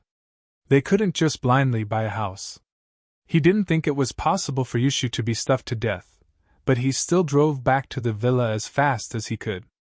He saw Yushu lying on the sofa, moaning nonstop, with Mengyao beside her, holding her hand and comforting her. Yao Yao sis, I really can't take it anymore. Why isn't Shield Bro here yet? Yushu cried. Soon. That damn Linny, he's staying at Tang Yun's place and doesn't want to leave? I don't know what's so good about Tang Yun, she's so much worse than our Shu. Mengyao complained. Cough, cough. Linny broke out in a cold sweat and coughed twice. Although Tang Yun wasn't weaker than Yushu, the key was Yushu's identity. Would Linny dare to touch her? She was eldest Miss' best friend. How could there be such a comparison? Linny thought to himself, if you give Yushu to me as my wife, I'll definitely bring her with me every day. Mengyao heard Linny's coughing, and turned back to see Linny. You still know to come back? Look, Shu is about to die, go save her. Linny looked at Yushu on the sofa, relieved to see that she wasn't dead yet. He frowned when he saw the bulging stomach, wondering if there was a perforation. Shield Bro, you're finally back, sob sob. Yushu started crying. I feel so bad, Yao Yao sis wants to assassinate me. No one wants to assassinate you, are you hallucinating? Linny turned to Mengyao confused. Why would Yushu say that she wanted to assassinate her? Could it be that Yushu ate some poisonous food and was hallucinating? Mengyao blushed. Hurry up and save her, don't ask so much. Okay. Linny nodded, picked up Yushu, and flipped her over. Her head was facing the sofa, and he said to Mengyao, help me open her mouth, don't close it. Oh, okay. Mengyao didn't dare to delay and quickly opened Yushu's mouth. Ah! Yushu couldn't help but cry out in pain. She thought to herself, why are you and Shield Bro trying to kill me? Are you trying to open my mouth and pull out my tongue? But she couldn't speak. What's your name? Mengyao felt that Yushu's voice was similar to a certain voice, and she couldn't help but glare at her. Ah!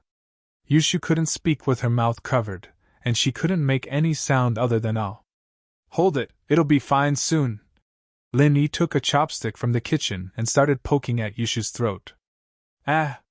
Yushu felt a wave of nausea, and she finally vomited after being poked by Linny.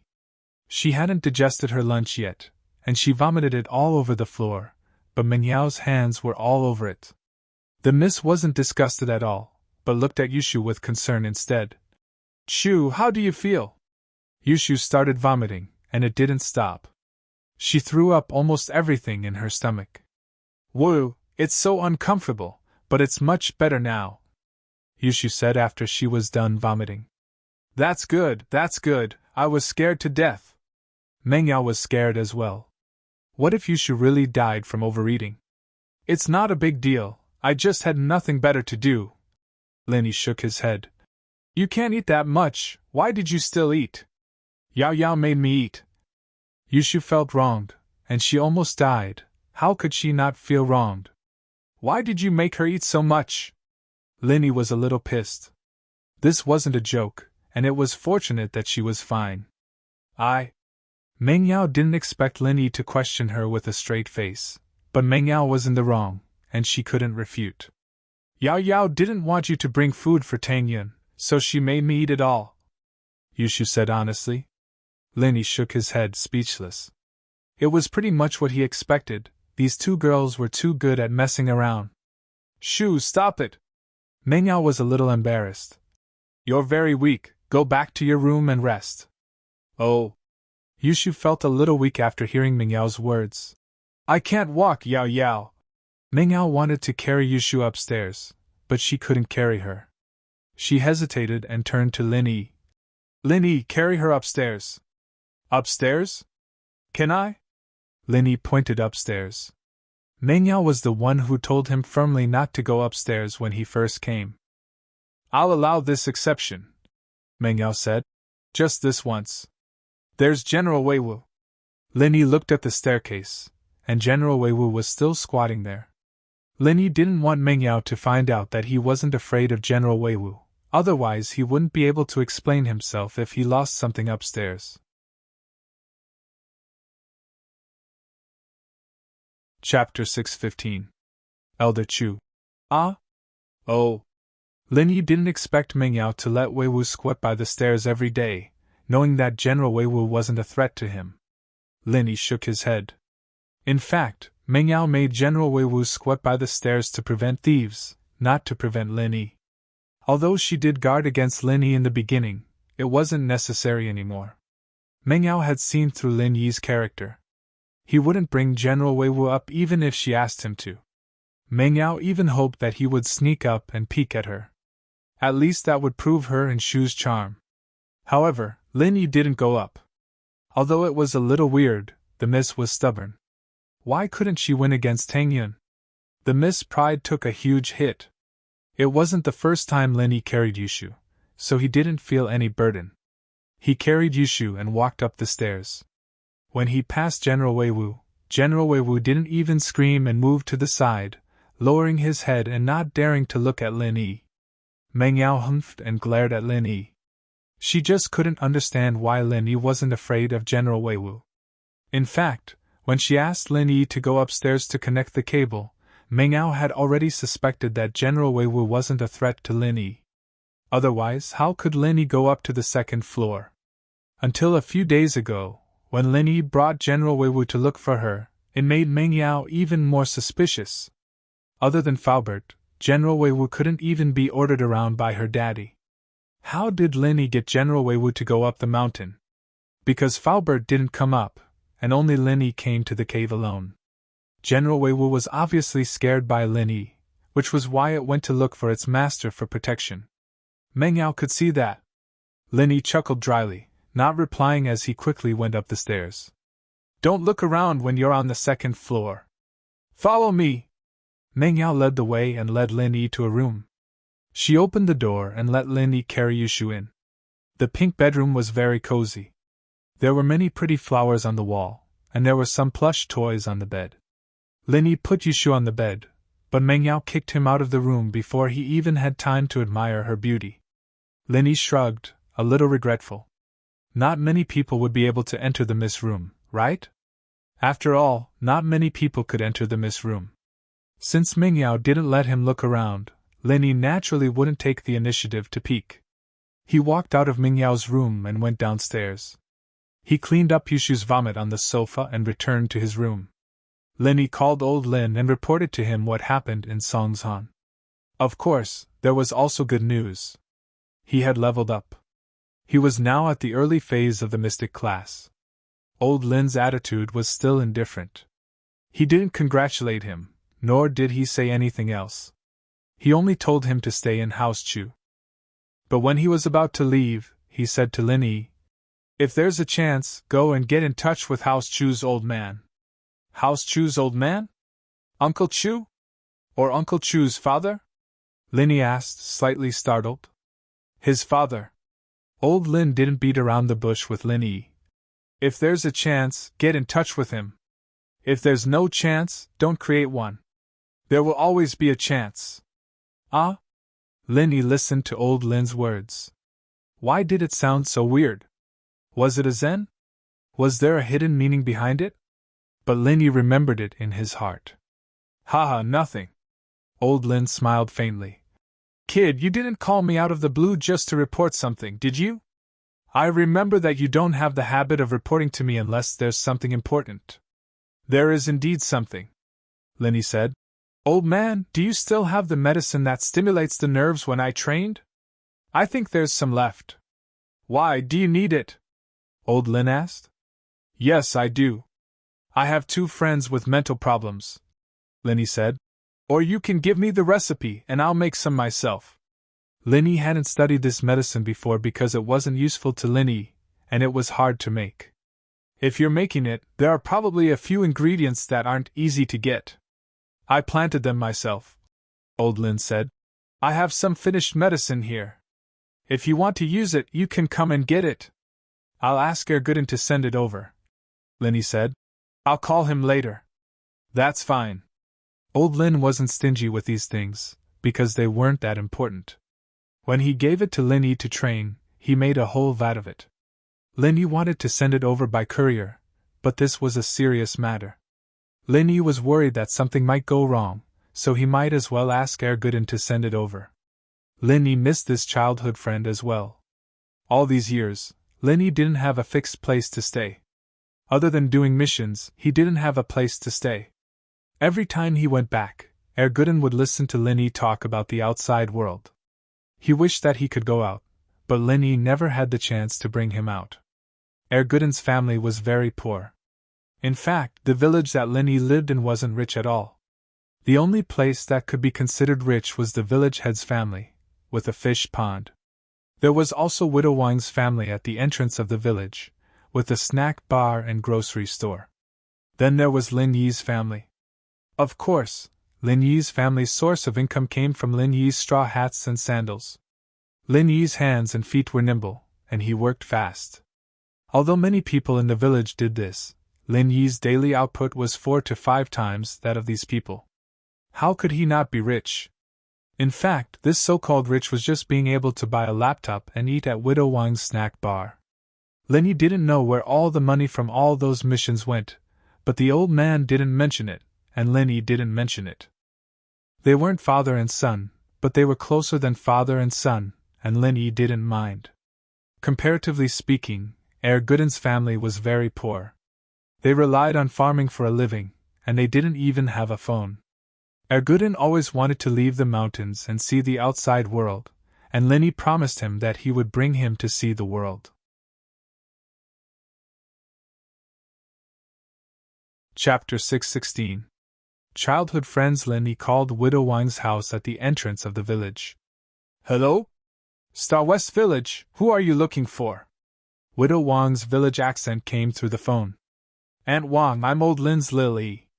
Can you call Erguden for me? Lin Yi said. Ah? Old Lin's Lily? Wait here, I'll go get him now. Widow Wang replied and put down the phone. Star West Village wasn't big, and basically everyone knew each other. Everyone bought things from Widow Wang, so Widow Wang was more than happy to have people come to her place to answer the phone.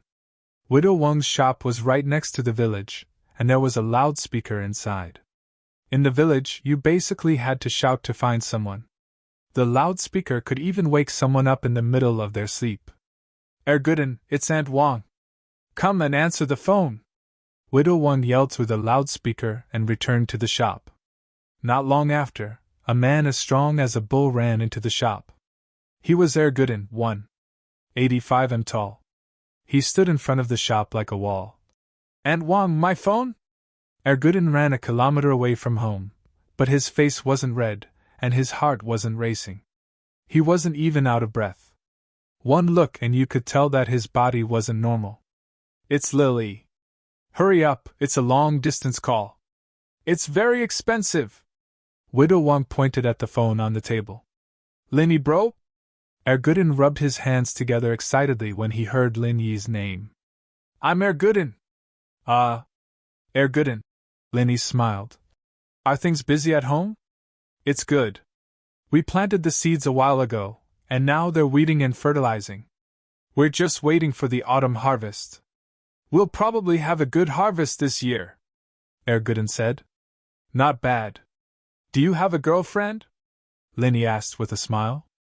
Who'd like me? Gudin smiled. My family's so poor, and I don't look good. I'll be a bachelor for the rest of my life. If you have nothing to do during this period, come to my house. My old man has my address. You can help me bring some things over.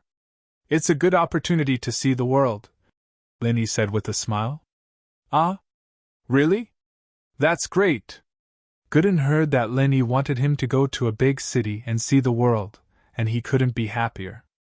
Then I'll leave after finishing the farm work at home. But Lin Yi bro, we haven't had the harvest yet, we don't have any travel expenses. Gudin and Lin Yi grew up together, so there was nothing to be embarrassed about. No money was no money, it wasn't shameful. Haha, my old man will help you prepare the travel expenses. If you need anything, just tell me before you leave. Lin Yi smiled. You don't have to be so polite with me. Of course, you're my Lin Yi bro, of course I won't be polite. Gudin was like this since he was young. Other than his dad, he only listened to Lin Yi. So in his eyes, Lin Yi and his dad were on the same level. It was natural for Lin Yi to give him money. Ha! Lin Yi smiled. He didn't know how many years it had been since he played with Gudin. The days of catching fish and prawns together were long gone. Even after he hung up, Lin Yi was still immersed in his memories. There were 3 times in his life when he was the happiest. The first time was when he was young. At that time, he hadn't gone on a mission yet. He was still learning medicine from his old man, training his body. He didn't have many missions a day, and when he was free, he would catch fish and prawns with Gudin. It was a very carefree life. The second time was in the training camp, with his teammates. He was the captain of the team, and he brought the other 6 teammates to overcome all obstacles and stand out. That time was hard and tiring, but it was also the most fulfilling. It seemed tense, but there wasn't the danger of a real mission. There was only the trust and friendship between teammates. Second brother, third brother, fourth brother, fifth brother, sixth brother, and seventh brother, where are you now? Are you doing well? Are you busy with missions all over the world? Lin Yi shook his head. His teammates had gone their separate ways after leaving the training camp, and he hadn't seen each other since. The third time was when Lin Yi was in Songzhan. Although he didn't know who his enemies were, and there were always some small troubles, these days of freedom made Lin Yi really happy. He hoped that it would never end. Of course, other than these 3 happy times, Lin Yi also had a lot of painful times. One of them wasn't painful, but at least it was painful and happy at the same time. It was also a rare time. It was also during that time that he met Yang Huaijuan, Armadillo, and Ning. It was also because of Ning that this time was forcefully erased from Lin Yi's memory. It was also the reason why Lin Yi chose to run away when he first met Yang Huaijuan. Until now, Lin Yi didn't know why he rejected Ning so decisively. Was it because of the huge power behind her, or was it because he couldn't give her a stable life? Lin Yi never thought that he would retire one day, and he didn't think that he would retire at such a young age. Lin Yi didn't know what his old man was thinking. He suddenly brought him to Songhan to do a special mission that would give him a lifetime's worth of food. This was a huge deal. Ling Shan flipped through the case files on her desk. The kidney trafficking organization seemed to have been a lot more restrained recently. Ever since the transit station was destroyed, they seemed to have become a lot more careful. However, they didn't stop their crimes because they moved their targets and locations to the outskirts of the city. In this week, there were already 2 cases of widowed farmers being murdered. It was the same method, but the locations were more unpredictable. One of the 2 victims was a villager from Yazi village in the east of the city, and the other was a villager from Shinbu village in the west. One in the east and one in the west, tens of kilometers away from each other. There was no pattern at all. Even if they sent out the police force to keep watch, it was impossible to cover the hundreds of villages around the city with police officers. Putting aside the fact that the police force was not enough, even if it was enough, they couldn't possibly stop the entire police station and keep watch over the kidney trafficking organization, right? Lingshan felt like a coward. She'd cracked a couple of big cases since she'd been appointed, and she'd received praise and recognition from the leaders of the province, but she knew what was going on. She didn't have the face to say how she'd cracked the cases. Chapter 617. Lingshan's pursuer. It wasn't that Lingshan was a coward, it was just that she had arrived at the right time. Big cases kept popping up as soon as she took over. When Huaijuan was the captain, there were a few criminal groups as well, but they were all gangsters, bag robbers, thieves, and the like. These cases were big, but they weren't as complicated as they were now. Lingshan, on the other hand, was a special forces soldier, and she had no place to use her skills. How could she not be frustrated? When Lingshan came back, she was filled with ambition and wanted to show off her ambitions. Her dream of fighting with the gangster and taking him down didn't come true. In fact, it wasn't that she didn't have the chance to fight with the gangster, and there were quite a few of them, but how many of them could Lingshan meet by herself? Even if she fought with criminals, how many strong ones were there? How many criminals could have the strength of a golden class? Lingshan was a golden class mid-phase, and even in House Song, one of the 4 noble houses, she was the leader of the younger generation. If she wanted criminals to have golden class strength, she wouldn't need to be a criminal anymore. She could just be a bodyguard of some rich man and earn a lot. Why would she need to rob? What a headache. Why did these criminals keep coming in waves? Why did they have to do it in Songshan? Before the kidney trafficking organization appeared, Songshan did have an underground organ trade market, but because it was an underground trade, and it was done after both parties agreed on the price, no one reported it to the police. As long as these people didn't cross the line, Lingshan wouldn't interfere. She couldn't do anything about it. But now, they were kidnapping people and selling their kidneys, she couldn't just ignore it. But these people seemed to have a very strict organization, and it wasn't easy to take them out at once. It was already very difficult to destroy just one lair.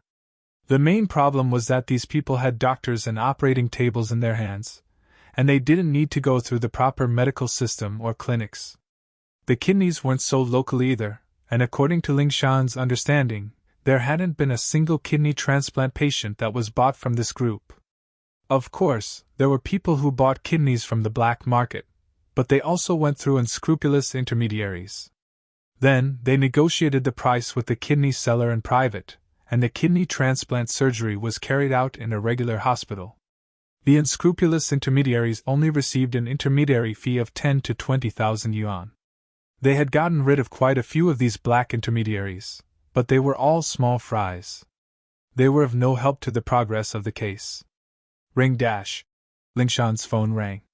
Lingshan's ringtone wasn't like those young men and women's, it was the most common default ringtone. It also suited her profession and personality, being more mature. Hello, I'm Lingshan from the Criminal Investigation Team. Lingshan answered the phone out of habit. It was an unknown number, and she didn't have a contact book. Lingshan? A rough male voice sounded from the other side of the phone. I'm Qin Yutian. Oh? Qin Yutian? Lingshan paused, frowning imperceptibly. What's wrong? Qin Yutian smiled bitterly after hearing the coldness in Lingshan's voice. Lingshan, I'm going back to Songshan tomorrow. I have a mission. Can we have a meal together? I'm busy with the case, I don't have time. Lingshan rejected Yutian's suggestion. I see. Yutian sighed. Can we meet once? I really do have a case. Is there something important that you want to talk to me about? If not, I don't want to delay my work. Lingshan said faintly. Can't we meet if there's nothing important? We're old friends, childhood sweethearts. You can't just not give me face, can you?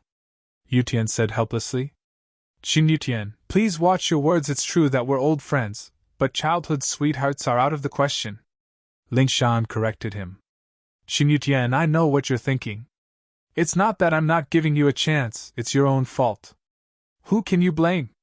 Ling Shan, aren't you just making things difficult for me? You're one of the best in the younger generation of the noble houses, and you're already golden class mid-phase. I just broke through, when will I ever catch up to you? Yutian smiled bitterly. You know what I'm like. I've always wanted to be strong since I was young, and my man has to be stronger than me. Otherwise, do you think he'll have a good life? Li Shan couldn't help but feel proud.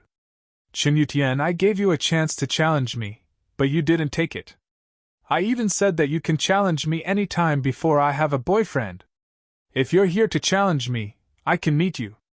If not, then I'm sorry I'm not free. Li Shan, as far as I know, other than House Yu, Wu Qitian from House Wu is also a golden class early phase. Are you saying that you won't marry if there's no one stronger than you? Yutian couldn't help but ask. How do you know that there aren't any masters other than the noble houses? Ling Shan asked back. She didn't know why, but Ling Shan suddenly thought of Lin Yi.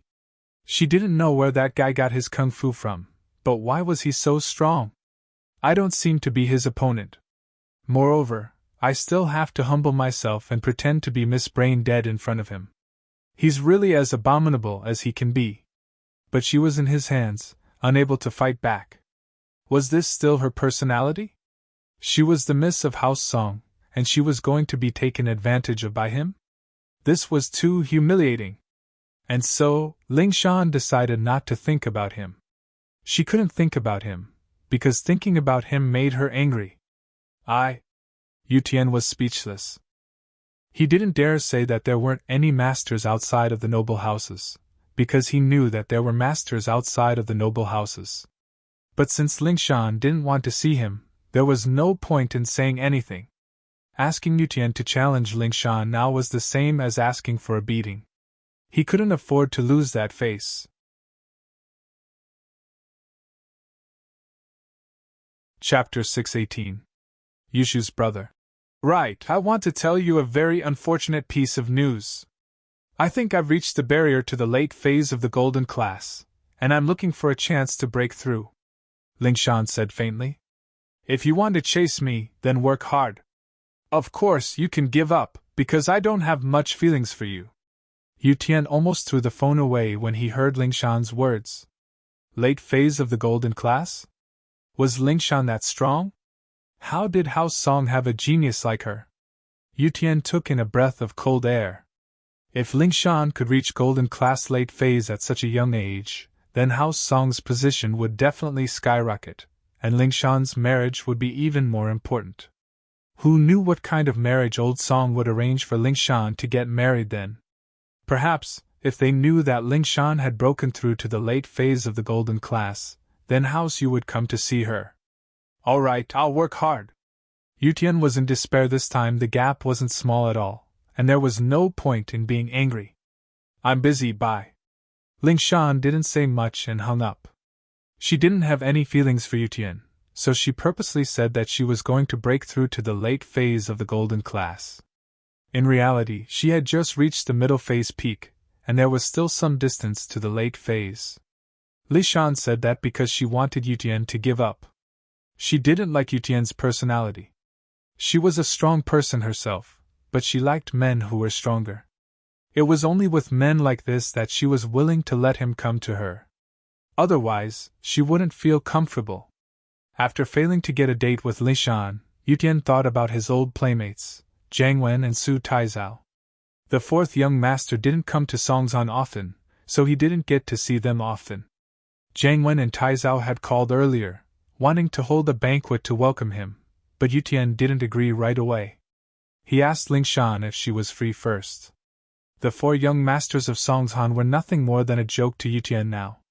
They were just a bunch of kids, relying on their family's power to think they were invincible. There was nothing to be proud of. Since he'd chosen the other path, the distance between him and Jiang Wen, Taizao, and the others would only grow bigger and bigger. Although they used to be playmates, they had become estranged from each other. There was no longer the feeling of drinking and fooling around together. The Yutian now was much more mature than before, and this was also because of Lingshan's rejection that he had no choice but to walk this path. Thinking about it back then was indeed very difficult, but now that he had walked over, he realized that his choice was correct. Only by doing what he was doing could he be considered a man of indomitable spirit. Although the 4 young masters of Mount Songhan had been awe-inspiring, what use was that? Those empty reputations didn't belong to him. Even if they did, they would be cursed. It seemed like the gap between him and Lingshan was getting bigger and bigger. Yutian smiled bitterly. He understood that with Lingshan's personality, normal men wouldn't be able to tame her. They weren't her match in terms of martial arts. Even if she forced herself to be with him due to her family's pressure, Yutian believed that he wouldn't be able to suppress Lingshan in the future. Just like Lingshan said, he wouldn't even be able to do it. His phone rang, and Yutian looked at it. It was Jiang Wen. He'd already rejected the invitation yesterday, but Jiang Wen was still so persistent. Of course, Yutian knew exactly what Jiang Wen was thinking. He was inviting him to a banquet, and he had to bring his sister Yushu. If his sister went, Meng Yao would naturally go as well. As Meng Yao's pursuer, Jiang Wen would naturally use this opportunity to get close to Meng Yao. He was just a stepping stone. Yutian knew very well that his life was getting further and further away from Jiang Wen. They weren't on the same path at all, and their relationship wasn't that good at all. Hello, second brother. Yutian picked up the phone, but he still called Jiang Wen's second brother. He was the second of the 4 young masters of Mount Songhan. Tian bro, how is it? Have you arranged everything? Do you have time tomorrow night? Do me the honor of meeting us brothers at Starlight Resplendent? Jiang Wen asked with a smile. Yutian's reason yesterday was that he didn't know the schedule yet, and he didn't know if he had time. Haha, alright, tomorrow night it is then. I'll contact you then. Yutian accepted Jiang Wen's invitation because he couldn't get a date with Lingshan. Alright, see you then. Jiang Wen was overjoyed. As long as he invited Yutian, Yushu wouldn't come. As long as Yushu came, Meng Yao would definitely come. He never had a chance to get close to Meng Yao, and Meng Yao didn't want to give him one either. Now, he could officially invite Meng Yao and Yushu. How is it, and bro? Is it done, and bro? Taizao asked anxiously. It's done. We'll go visit Meng Yao and Yushu now and ask them to come to our banquet tomorrow night. Jiang Wen nodded with a smile. And bro, this is a good opportunity. I think you should use this chance to confess to Meng Yao, Taizao said. It's a once-in-a-lifetime opportunity. That's true. Do you have any good ideas? It wouldn't be good for me to confess to her, would it? Jiang Wen frowned. But you're right, Meng Yao's attitude towards me is a little hard to understand. She's not as friendly as she was the first time we met at the theme park. Is she blaming me for not pursuing her well enough? Maybe I should prepare some flowers for her tomorrow? That's possible, Taizao said. But forget about flowers. Girls all care about their face. You can't just go after her without doing anything, can you? But you can't be too intense and put her on the spot. It's like in many situations, girls like you pursuing them, but they don't want you to force them too much. She enjoys the process of you pursuing her, and she doesn't want to say yes right away. That's why kneeling down and begging is basically forcing people to make a decision. As long as the girl doesn't really like him, she'll reject him for sure. Even if she likes him a little, she can't just say yes right away. Chapter 619. Jiang Wen's visit. And so, Jiang Wen was thinking that if he were to confess with flowers, Meng Yao might really reject him outright. Their relationship would be strained like that, and it wouldn't look good if he tried to pursue her in the future. Then what do you think I should do? And bro, why don't you say something drunk? An idea came to Taizao. You drink some wine and confess your feelings to Meng Yao. If Meng Yao likes you, she'll be very shy and even want to make sure that you're just talking nonsense after drinking, or that you really mean it. Of course, if Meng Yao doesn't want you to confess, you can just say that you said something drunk. She won't hold it against you, right? It won't be so awkward when they meet again. That's a good idea, Taizao. But you need to help me out tomorrow. Jiang Wen nodded. Shall we go to Ming Yao's house now? Yes, and bro, don't worry. I'll create a suitable opportunity for you tomorrow. Just confess your feelings then. Taizao patted his chest as he promised. Lin Yi wasn't expecting Jiang Wen and Taizao to come at this time. Lin Yi frowned as he looked at the two. And bro, what brings you here at this time? Shu's not feeling well, she's resting upstairs. Lin Yi didn't know if Jiang Wen was here for Meng Yao or for him, so he decided to ask. Haha, we're here for Shu. Since she's sick, then we have to pay her a visit? Jiang Wen smiled. Taizao, go buy some fruits. Okay, and bro. Taizao picked up the car keys and left, leaving Jiang Wen standing in front of the villa. Wait a minute, I'll go ask Yao Yao and Shu. Lin Yi was just pretending to be polite to Jiang Wen, since he wanted to use him to deal with Pin Liang. He didn't care too much about him, and just left him at the door. Meng Yao was already in the living room when Lin Yi got back to the villa, evidently having heard the doorbell as well. Lin Yi, who's here? Is it Faubert? No, it's Jiang Wen and Taizao. I don't know what they're up to. Lin Yi pointed at the door behind him. Brother Jiang Wen? Why is he here again? Meng Yao's tone was courteous, but it was clear that she didn't want Jiang Wen to be a guest at her house. How would I know? But they said they were looking for Shu. Lin Yi shrugged. Yao Yao, let them in. My brother will be back tomorrow. They're probably here because of this, right? Yushu came downstairs as well. She was behind Meng Yao, standing by the stairs. I thought it was Faubert bringing food. I'm so hungry. I want to eat to my heart's content. Hungry? You're hungry again? You want to eat to your heart's content again? Lin Yi was speechless. She just threw up, and now she was hungry again. Eat to her heart's content again? He didn't know what this Yushu was made of. Did she forget the pain after the wound healed? Yeah, my stomach's so empty, I'm growling. Yushu rubbed her stomach as she complained. I puked out too much earlier. It'd be better if I didn't puke out so much. Why don't you eat what you threw up? Meng Yao glared at Yushu, finding the topic disgusting. Oh, that's enough for the two of us. Yushu nodded. Meng Yao was about to throw up. She was quite hungry, but now she had no appetite at all. Lin Yi went to open the door, and Jiang Wen walked in with a smile on his face. He wasn't overly enthusiastic when he saw Meng Yao, only nodding to her. Yao Yao, I heard that Shu's sick. I'm not sick, Yao Yao just set me up. Yushu was interrupted by Meng Yao. She just has a stomach flu, it's nothing, she'll be fine after throwing up. Meng Yao wouldn't let Yushu talk nonsense. Oh, I see. Jiang Wen could tell from Meng Yao's tone that she didn't want to talk about it anymore. Shu, Tian bro will be back tomorrow. Tai Zao and I will hold a feast to welcome him. You should come too, your brother hasn't seen you for a long time, right? Okay. Yushu agreed without thinking too much. After all, she hadn't seen her brother for a long time, there was no reason not to go.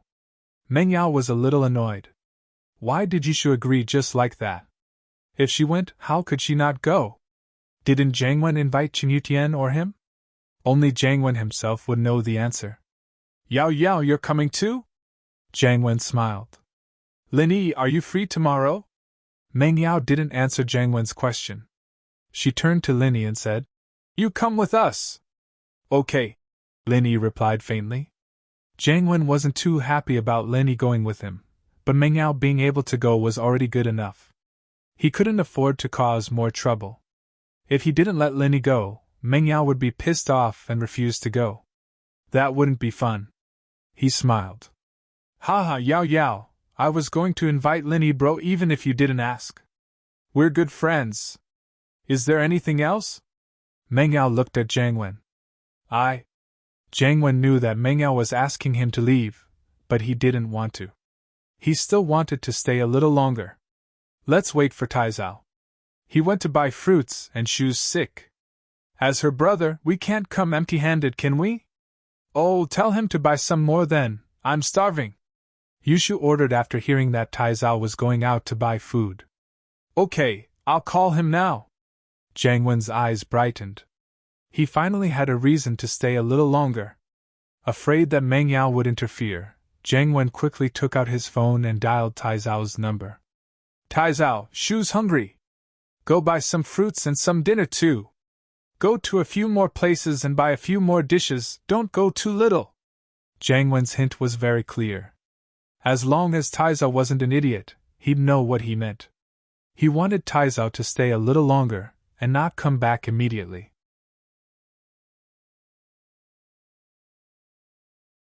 Chapter 620. Chapter 620, Chu Pingzhan's phone. No rush, no rush. We can't rush even if there's a traffic jam, right? Safety first. Jiang Wen smiled faintly, praising Tai Zhou's teamwork. Meng Yao glared at Yushu, annoyed at her for being a busybody. Couldn't she have asked Lin Yi to cook for her if she wanted to eat? What was she supposed to ask Tai Zhao to buy? Now that this guy was here and not leaving, how annoying was he? Yushu knew that she was in trouble, and she pouted. But she had an idea. She looked at the time. Jiang Wen only had 7 minutes left to flirt with Yao Yao. Jiang Wen kept on talking in front of Meng Yao, and Meng Yao kept on talking to him. Lin Yi, naturally, didn't feel like staying here any longer, and went back to his room. Jiang Wen wouldn't be able to do anything in the villa, and Lin Yi didn't have to keep an eye on him. Oh, it's time for the cartoon. Today's Saturday, the theatrical version of Happy Goat and Big Big Wolf. Yushu jumped up from the sofa and turned on the TV, changing the channel with the remote. As expected, the familiar music of Happy Goat and Big Big Wolf came from the TV. Jiang Wen had long since gotten used to Yushu's crazy personality. Yushu was pretty, but who could resist a personality like that? Luckily, the one he liked was Meng Yao. Otherwise, he'd be screwed if he got together with Yushu. Jiang Wen ignored Yushu and kept on talking to Meng Yao. Hey, stop talking, I can't hear you! Yushu waved her hand at Jiang Wen impatiently. Why are you so rude? They're watching TV. Jiang Wen was about to explode at what did his words have to do with Yushu. But he couldn't afford to piss Yushu off, so he didn't dare talk back. First of all, Yushu was from House Qin, a noble house's descendant. Even if he had the backing of the Fire Wolf Gang, he couldn't represent the Fire Wolf Gang.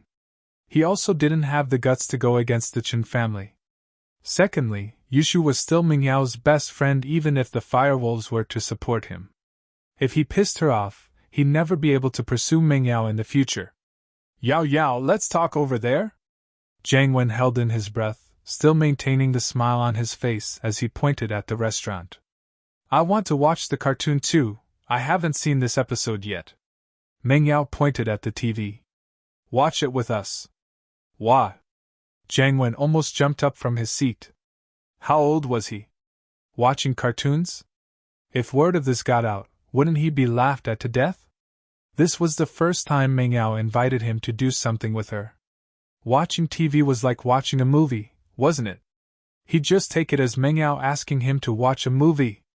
With that thought, Jiang Wen calmed down. Sure, let's watch it together then.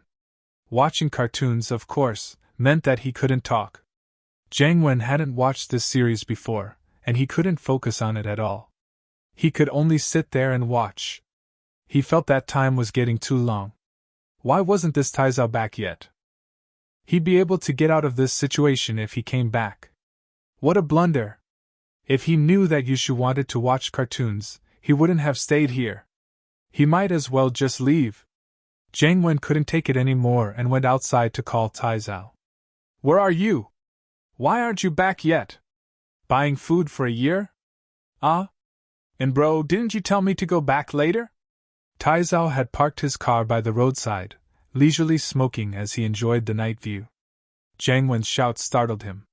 All right, hurry up and come back. Hurry up, Jiang Wen said, a little troubled. See, Yao Yao? I'm good, aren't I? Yushu said proudly. Haha, at least you're smart. Otherwise, I'd be annoyed to death by him. Meng Yao felt that her best friend wasn't stupid at all. In fact, she was very smart. It was just that her way of expressing herself was a little different. Tai Zhao came back soon with a bunch of fruits and bento. Yushu invited Jiang Wen to watch TV and eat together, but Jiang Wen shamelessly rejected her. He couldn't take it anymore. What was the point of staying here if he couldn't talk to Meng Yao? Go get Lin Yi and tell him to eat with us. Meng Yao opened the bento Taizao bought and placed it on the coffee table after Jiang Wen and Taizao left. Taizao had bought a total of 5 bento boxes, all of them quite high quality. It shouldn't be cheap, and he and Jiang Wen were included as well. Of course, they wouldn't be able to eat it. Oh! Yushu was salivating as she looked at the bento on the coffee table. She didn't even want to stand up. She wanted to eat it right away. Meng Yao saw that Yushu wasn't reacting, and sighed helplessly. She got up and called Lin Yi, knocking on Lin Yi's door twice. Lin Yi, come eat! Meng Yao didn't know why she had to call Lin Yi. Perhaps it was because he cooked for her and Shu every day, and she couldn't just call him when she was eating? That would be too ungrateful. They're gone? Lin Yi was lying on the bed, texting Tang Yin, telling her that he'd contacted Air Gooden and that the medicine would be here soon. He told her not to worry about Juqing's injuries. Let's go. Taizao bought some bento. Do you want some? Meng Yao pointed at the bento on the coffee table.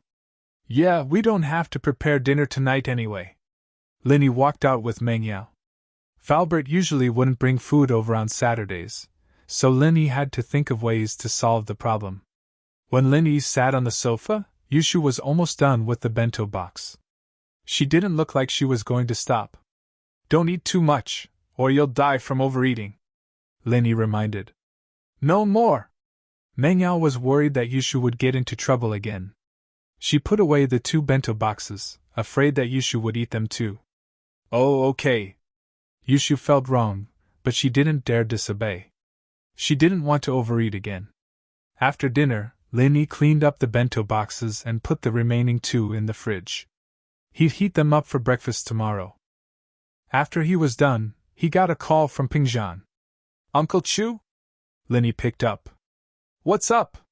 Yeah, 2 things, Pingzhan said. Yao Yao isn't with you, is she? Is it convenient to talk? Chapter 621. I have shield bro. Lin Yi glanced at Meng Yao and Yushu, who were watching cartoons in the living room. He lowered his voice and said, They're watching cartoons in the living room. If there's anything, just tell me, Uncle Chu. Alright, the first thing is about you. Pingzhan didn't beat around the bush and said, Sihua came to me today and asked me about your injury and background. I didn't say anything, but I don't know if he guessed anything from my vague words. I don't think Xiao Qibing will let this go so easily. He's definitely going to do something to you. You have to be prepared. Ask about me? Lin Yi smiled. It's nothing. Just ask then. If they want to do something to me, they can come to me. Lin Yi was a little wary of the people around Xiao Qibing, but he wasn't afraid of them. Although he was injured quite badly from the fight, he had the Jade training space. Lin Yi didn't believe that Uncle Shu had something like that. Even if he used a large amount of treasures, he wouldn't be able to recover without at least 1.5 years according to what Zhao Lao said. So Lin Yi wasn't afraid of Xiao Qibing's revenge at all. Send as many masters as you want, I'll run after we're both injured. I'll run back, and when I've recovered the next day, I'll continue to fight with the masters around you. I don't believe that you have an endless supply of masters around you. Let's see if you can still be happy when all your masters are lying on the bed. With the Jade space, as long as Lin Yi didn't meet a particularly strong master, Lin Yi would have nothing to fear. No matter what, you still have to be careful. Pingzhan knew that Lin Yi had a certain level of confidence after hearing his words. He wasn't as worried as before. I don't want anything to happen to you. Don't worry, Uncle Chu. If I can't win, I'll run. Lin Yi didn't think that running away was embarrassing at all. What was there to be embarrassed about? If he couldn't win, then he would be the one with the problem. Then I'm relieved. Pingzhan nodded and continued. Secondly, I want you to help me find out why Yao Yao went to that MT Shuangyan with Zhong Pingliang. I was in a hurry, so I didn't ask about it. I wanted to ask about it yesterday, but something happened to you yesterday, so I didn't mention those unhappy things again. So I asked you to help me ask about it. I really don't know about this matter, Lin Yi said. I'll find time to ask about it, and then call you? There's no rush. There's no need to ask specifically. We'll talk about it when we have the chance. Pingzhan didn't want to interfere with his daughter's private life too much. She was a grown-up, after all, and she wasn't that gullible. There had to be a reason why she followed Pinliang up the mountain. All right, I'll find a chance to ask her. Lenny nodded, feeling that it wasn't a good idea to ask Meng Yao about this. Yutian didn't give up and called Lingshan after he got out of the toll booth. But Lingshan's tone was cold. Qin Yutian? You're back? What's up? Lingshan had saved this number in her phone yesterday, but to Yutian, it was only a friendship. Nothing, I just wanted to tell you that I'm back. Yutian always felt pressured in front of Lingshan. Lingshan's dominance made him uncomfortable, but he couldn't bring himself to resist. Oh, I understand, Lingshan said faintly. Is there anything else? If not, I'm hanging up. You really don't have time tonight? Yutian asked after some hesitation. No, I'm busy. Bye. Lingshan didn't wait for Yutian to reply and hung up the phone. Yutian laughed at himself and called Zhang Wen. Tu, where are you? Tai Zhao and I are at Starlight Hotel, VIP room number 1 on the 5th floor. Shu and Yao Yao will be here tonight, Zhang Wen said with a smile. All right, I'll be there in a bit. Yutian sighed. Zhang Wen was using him as an excuse to get close to Meng Yao. How could Yutian not know about this? But it seemed like his sister didn't have many pursuers? Yutian used to be afraid that people would harass his sister and affect her life, but she was 18 now. She was about to go to university. Wasn't it weird that no one was pursuing her? But thinking about his sister's personality, Yutian sweated. With that personality of hers, there weren't many men who could get along with her, right? She was either a prank, or she was just an idiot. That Wu Shaoqin had only been fooled by Yushu's appearance back then. If he'd known Yushu's personality, he wouldn't have dared to make a move so easily. If he brought Yushu home, it would be fine if she liked him, but if she didn't, he would be toyed with to death. After some thought, Qin Yutian called Yushu. Shu, where are you? Do you miss your brother? Yutian sighed. He went to the border for more than a year and never returned to Songzhan. He didn't know how his sister was doing. When he was in Songzhan, he was his sister's guardian angel. He didn't know if Yushu would rely on him like before. Oh, Yao Yao and I are about to leave. Yushu received a call from her brother. I miss you before, but not anymore. I have Shield Bro. I don't need to miss you anymore. Shield Bro? Yutian froze. Who's Shield Bro? Oh, Yao Yao's follower and bodyguard. Yushu hated her brother for going to the special training for a woman. He even went to the border to train. She was still holding a grudge against Yutian's attitude. She wouldn't let go of this opportunity to piss him off. What was so good about that fox Lingshan? She made her brother fall head over heels for her, and she still didn't dump him. Yushu felt embarrassed. Look at how powerful Shield Bro was. He had Lingshan in his palm. She wouldn't dare to go west if he told her to go east. So in comparison, Shield Bro was still stronger. Ah? Qin Yutian gritted his teeth in anger. Where did this random follower come from and steal his limelight? His sister had always looked up to him, and whenever she was in trouble, she would think of him first. How did it become Shield Bro?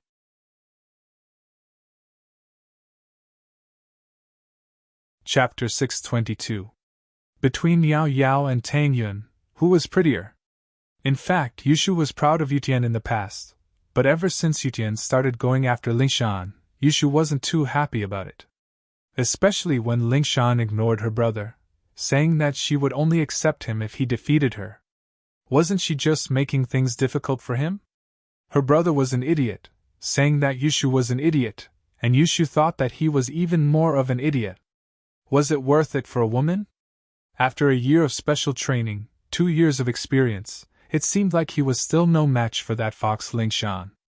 Otherwise, her brother would have gotten her already, and wouldn't be so low profile. It was a dinner party, a formal one at that. Yushu was dressed in a cute Lolita style, while Meng Yao was more on the innocent side. She looked a little older than Yushu, but Meng Yao looked a little older than Yushu. Shu, are you ready? We're leaving. Meng Yao knocked on the door of the dressing room. Oh, wait, I'll be ready soon. It was rare for Yushu to dress up formally, and it was only because her brother was back that she dressed up properly. Although she seemed cold towards her brother's return, she really missed her brother. After all, they hadn't seen each other for more than a year, not even for Chinese New Year. Oh. Meng Yao wasn't in a rush. Since she was attending Jiang Wen's banquet, she didn't have a good sense of time. It didn't matter if it was earlier or later. Lin Yi took Meng Yao's Audi S5 out of the garage and parked it in front of the villa, waiting for Yushu and Meng Yao. His phone rang, and Lin Yi thought that it was Jiang Wen calling to rush him. Jiang Wen didn't dare rush Meng Yao, but he could call Lin Yi to ask about their departure.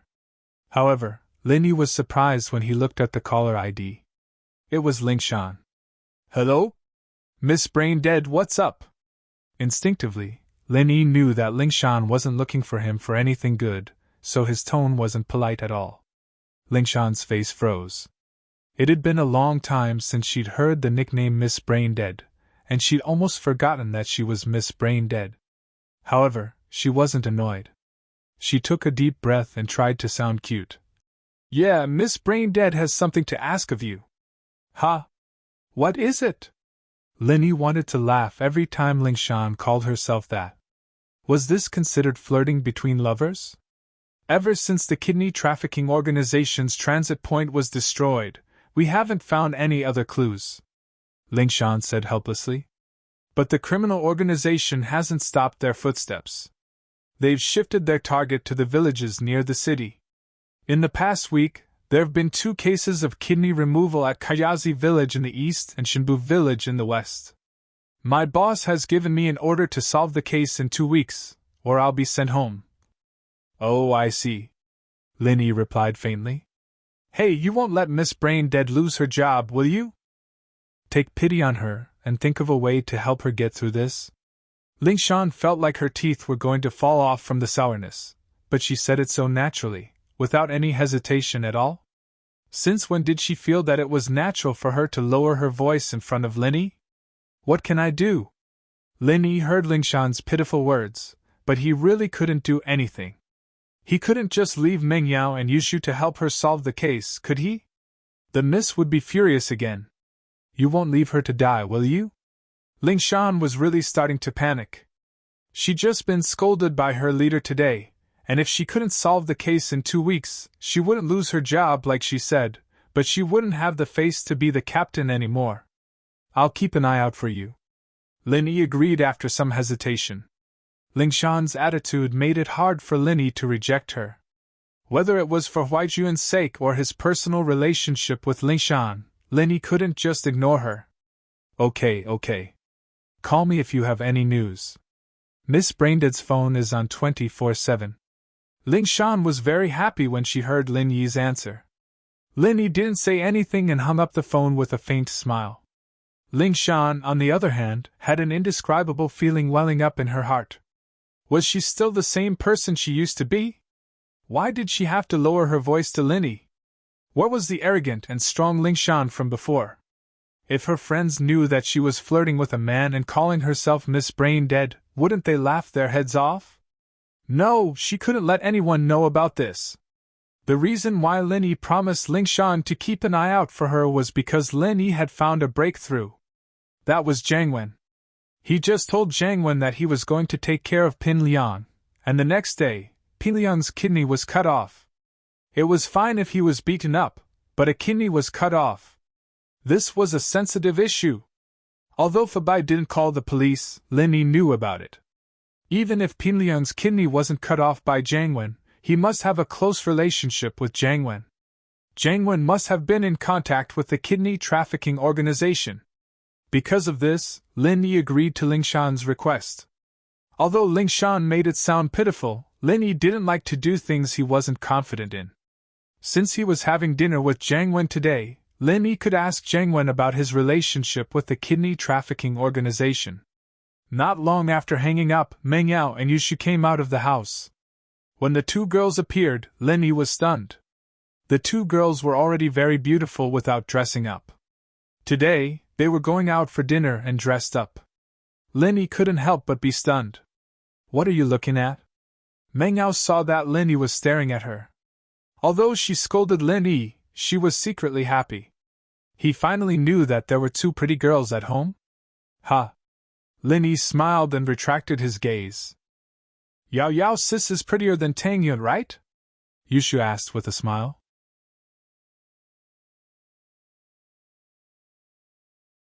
Chapter 623. A blunder caused by a misunderstanding. However, the Miss and Tang Yun were both very pretty. If one had to say who was prettier, it could only be said that they each had their own merits. The Miss today would naturally be prettier than Tang Yun without makeup. There was no doubt about that. Linny said, "She's prettier than Tang Yun after makeup." Linny's words didn't offend anyone. Although he was praising Meng Yao, he also said that Meng Yao was only better after makeup. Before makeup, they were about the same. However, Miss Chu had automatically ignored the words makeup queen. She felt a little smug as she glanced at Linny. "Humph, at least you have good taste." "Oh, what about me?" Yushu asked, using Meng Yao as the vanguard before bringing herself out. "You're about the same as Yao Yao." Linny didn't know how to answer. Oh, am I really that pretty? That's great, I finally met someone who isn't blind." Oh. Yushu cried out in surprise and glanced at Meng Yao. "Shu, why are you looking at me? Are you saying that I'm blind?" Meng Yao glared at Yushu. "Yeah, who told you to say that I'm not as pretty as you?" Yushu said confidently. "Stupid girl, when did I say that?" Meng Yao glared at Yushu. "Then why did you admit it?" Yushu retorted. "I didn't admit it. You were the one looking at me." Meng Yao was pissed. Yushu had tricked her. "Then why are you feeling guilty?" Yushu asked. "I'm not feeling guilty, although I did say that my body is more balanced than yours," Meng Yao said angrily. "Oh, people with small chests always say that they're balanced." Yushu wasn't happy. "You stupid girl, I'll tear your mouth off." Meng Yao went to pull Yushu's face. "Shield bro, Yao Yao's sis is trying to kill me again," Yushu screamed. "Alright, I'm driving." Linny didn't know who to help, so he changed the topic. "Right, Yao Yao, why did you go to Mount Shuangyan with Pin Liang?" Linny remembered the mission Ping Zhan had given him on the phone before, and he decided to take this opportunity to ask about it. "That big liar Pin Liang lied to me on purpose." Meng Yao felt hurt when she thought about it. Pin Liang didn't just lie to her IQ, he lied to her feelings as well. Pin Liang didn't mean love with Pin Liang, of course, but the longing for her family. Pin Liang had given Meng Yao hope, only to have it destroyed again and again. If Pin Liang hadn't brought it up, Meng Yao would have kept it as an eternal pain deep in her heart, not letting it out easily. But Pin Liang's release of this sadness gave Meng Yao hope. How could she not be depressed? Every time she thought about it, Meng Yao would cry silently. She wasn't crying because she fell for Pin Liang's trick, but because she missed her mother. She really, really wanted it. Everyone else had maternal love, but she didn't. Although she was the daughter of Pingzhan Industries and lived a luxurious life, she would rather not have all of this. She wanted a complete family. A happy home where he could have dinner with his parents every night. Lie to you? Linny was driving, so he didn't notice the change in Meng Yao's mood. Yeah. Meng Yao's heart ached again as she thought of her mother. Yao Yao, don't cry, okay, you're prettier than me, okay? Yushu held Meng Yao's hand and comforted her. Yushu would argue with Meng Yao about meaningless things sometimes, but she still missed Meng Yao a lot. Her attitude changed immediately when she saw Meng Yao sad. Cry? Linny paused and looked at Meng Yao through the rearview mirror. Her eyes were red as if she was about to cry. Yao Yao, what's wrong? Zhong Pingliang lied to Yao Yao, saying that he saw someone who looked very similar to Yao Yao at Mount Shuangyan, Yushu said for Meng Yao. Zhong Pingliang made it sound so real and tricked Yao Yao. In the end, Yao Yao and I followed Zhong Pingliang up the mountain, and we were locked in the cave. Someone who looked very similar? Linny was even more shocked. The miss wasn't that retarded, was she? It was just someone who looked similar, and she was tricked by Pin Liang to see what was going on. Yeah, Yao Yao thought that the person Zhong Pingliang saw was her mother. Yushu nodded and explained. Yushu, on the other hand, was no longer as playful as before. Her mother? Lin Yi couldn't understand. Yao Yao's mother, isn't she dead? Your mother is dead! Meng Yao was furious. Not only did Lin Yi not comfort her, but he even cursed her mother to be dead. Ugh! Lin Yi scratched his scalp, wondering if he'd misunderstood something. Could it be that Meng Yao's mother wasn't dead? Then why would Peng Zhan say that Meng Yao's mother left them when Meng Yao was very young? Damn! Lin Yi came back to his senses abruptly. He'd misunderstood this leave. Usually, death could also mean leave, and in this kind of tone and situation, leave basically meant that. However, Peng Zhan's leave might be the original meaning of leave.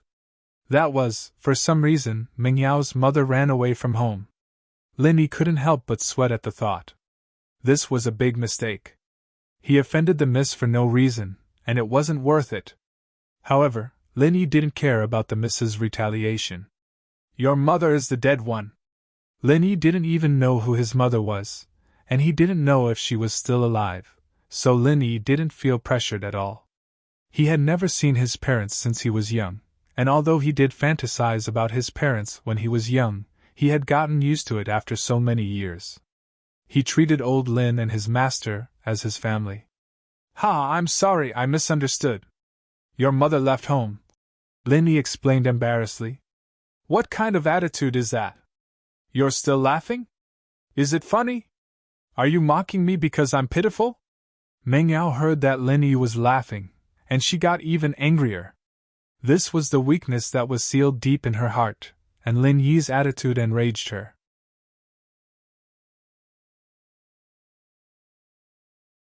Chapter 624. Qin Yutian. Ah!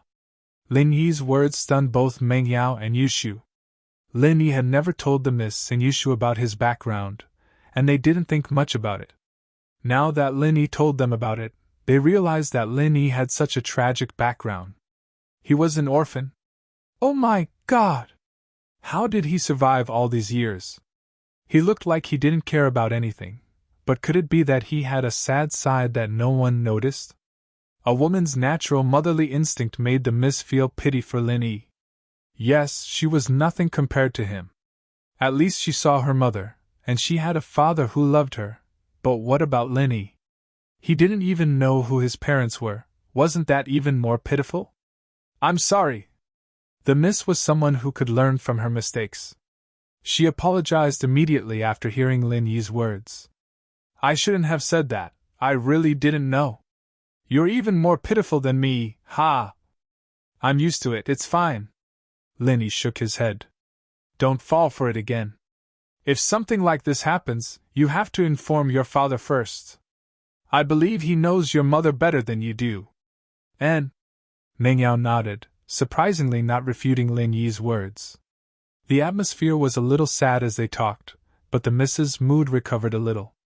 She still couldn't be happy, but at least she wouldn't cry anymore.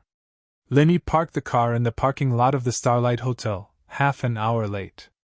The two girls had stayed at home for a while, and they'd gotten into a car accident on the way. They were stuck in traffic for a while, and that was why they were late. However, none of them looked embarrassed. They got out of the car confidently and walked to the hotel. Lin Yi was just a follower, so it didn't matter to him whether he was late or not. He followed the two into the hotel leisurely. Qin Yutian was already in the room, talking to Jiang Wen and Tai Zhao.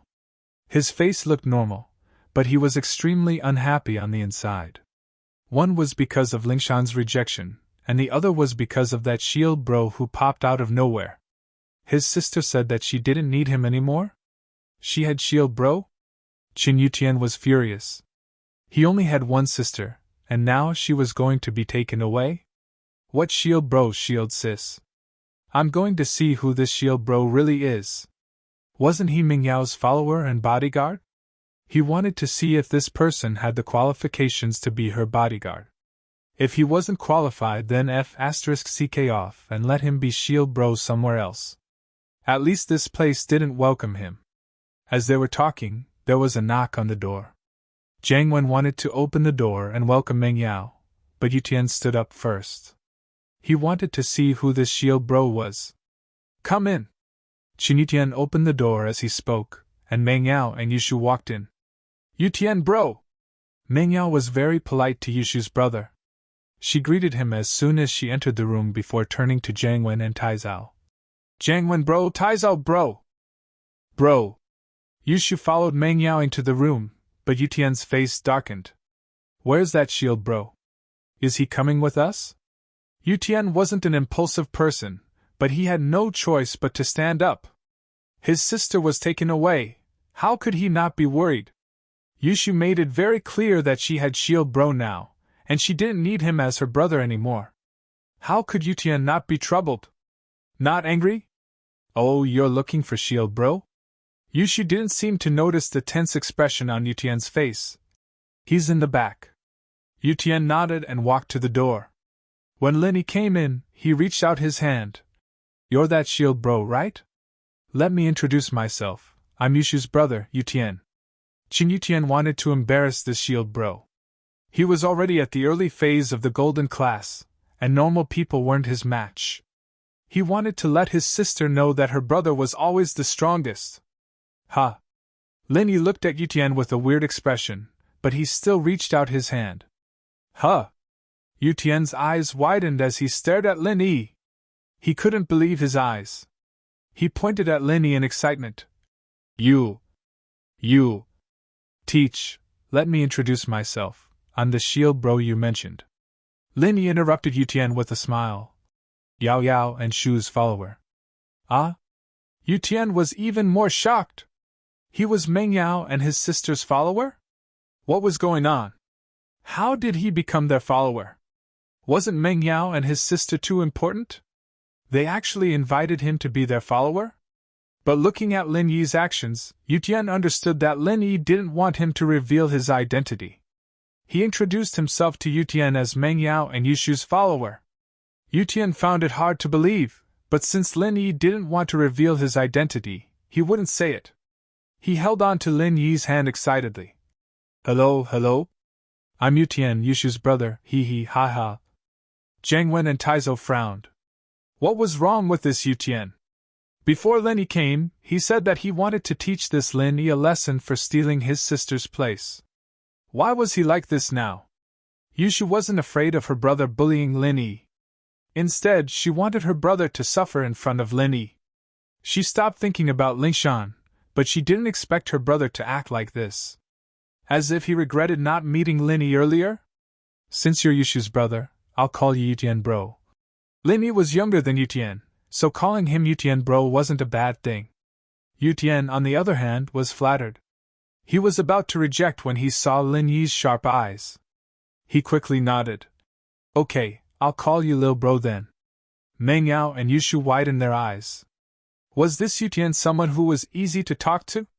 Even if Lin Yi was their follower and bodyguard, Yu Tian didn't have to thank Lin Yi for protecting them every day, did he? The two looked at each other and saw confusion in each other's eyes.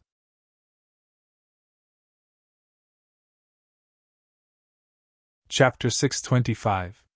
Drowning his sorrows in wine even if he was defeated by Lingshan today, and he was pissed off by Shield Bro, and he was surprised when he saw Lin Yi, Yu Tian felt that he couldn't stay calm. It seemed like his years of training weren't enough. On the other hand, Lin Yi was still expressionless, as if he didn't know him. Yu Tian couldn't help but sigh. The gap between them was something he would never be able to catch up to. Yushu was also curious about her brother's attitude towards Lin Yi. Why didn't he seem to be hostile towards Lin Yi? Was it because Shield Bro was too weak that her brother couldn't bring himself to be hostile towards him? Or was it because he was too strong that her brother didn't dare to be hostile towards him? After they sat down, Jiang Wen told the waiters to start serving the dishes and ordered quite a lot of red wine. Since the food was prepared beforehand, it didn't take much time for Meng Yao and the others to arrive and serve the food on the table. Yu Tian Bro, I didn't think that you're a major now. We've all grown up. As the host today, Jiang Wen naturally raised his glass first. In the blink of an eye, We're about to start our own families. I miss those carefree days. Haha, people have to grow up eventually. Yutian raised his glass as well, but he felt bitter in his heart.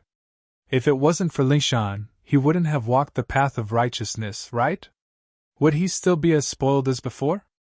Yutian could never forget Lingshan's look of disdain. That hatred towards spoiled young masters came from the bottom of her heart. This was also the reason why Yutian pulled himself together. However, Yutian still couldn't surpass Lingshan. No matter how hard he tried, he started too late. He wasn't as good as Lingshan, and naturally, he couldn't catch up no matter how hard he tried. What surprised Linny was that Meng Yao raised her glass as well and drank it all in one gulp. The miss didn't like Jiang Wen at all, right? Why would she drink all the red wine in the glass under his suggestion? Linny glanced at Meng Yao in surprise, only to see that her expression was very lonely. Linny was slightly stunned, but he immediately understood that the eldest miss was still thinking about her mother, and had not recovered from her emotional state. At this moment, she was just drowning her sorrows in alcohol. Linny had gotten over his parents' issues a long time ago, but Meng Yao wasn't the same way. She had seen her mother when she was young, and Linny had never seen his parents before. It was a completely different feeling, and so Meng Yao missed them and felt melancholy. She had always hidden these emotions in her heart, but Pin Liang had pulled them out, and she had no way to vent them. It was an oppressive feeling, and if she couldn't release it, she'd be in a bad mood. Drinking to drown her sorrows wasn't a bad idea. In fact, that was exactly what Meng Yao was thinking. She wouldn't drink if she were to eat with Jiang Wen alone. Who knew what Jiang Wen would do if she got drunk? But now that Linny was beside her, Meng Yao let down her guard. She didn't believe that Linny wouldn't care about her if she got drunk. She had this shield anyway, it'd be a waste if she didn't use it. Jiang Wen saw Meng Yao drink all the wine in one gulp, and a look of surprise flashed across his eyes, but it was quickly replaced by excitement. He was afraid that Meng Yao wouldn't give him face and not drink. If that happened, then he wouldn't be able to drink too much. If he didn't drink enough, then he wouldn't be able to confess after drinking too much. He and Tai Zhao had thought of a lot of excuses to persuade Meng Yao to drink, but it seemed like they were useless now. Jiang Wen was still troubled. What was wrong with Meng Yao today? Why wasn't she playing by the rules? He'd wasted so many brain cells thinking of excuses, and now it was all wasted. Yao Yao, why did you drink so much? Yushu noticed that something was wrong as well.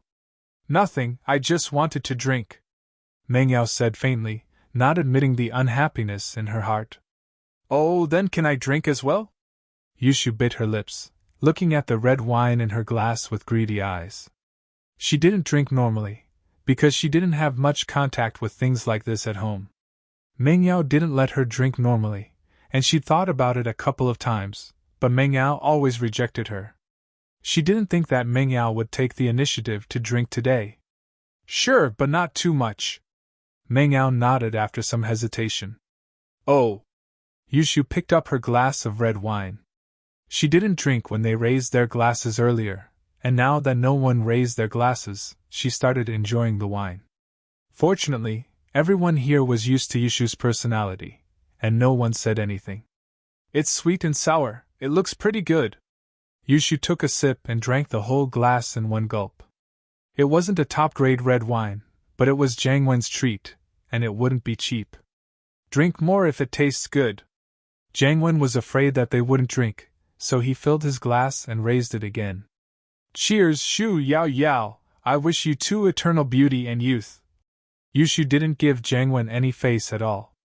She didn't even wait for him to finish before pouring another glass. Yao Yao, this is better than fruit juice. But you can't drink too much, you'll get drunk, Meng Yao said, but she really wanted to get drunk. She'd be able to forget the sadness in her heart, and when she woke up, she'd be back to her strong self. What's this? Yushu asked as she took the bottle from Linny after another drink. I don't know, but it's drinkable. Meng Yao didn't drink much, so how would she know? Even if she came from a rich family, she was still a 12th grader. Pengzhan wouldn't allow her to drink as she pleased.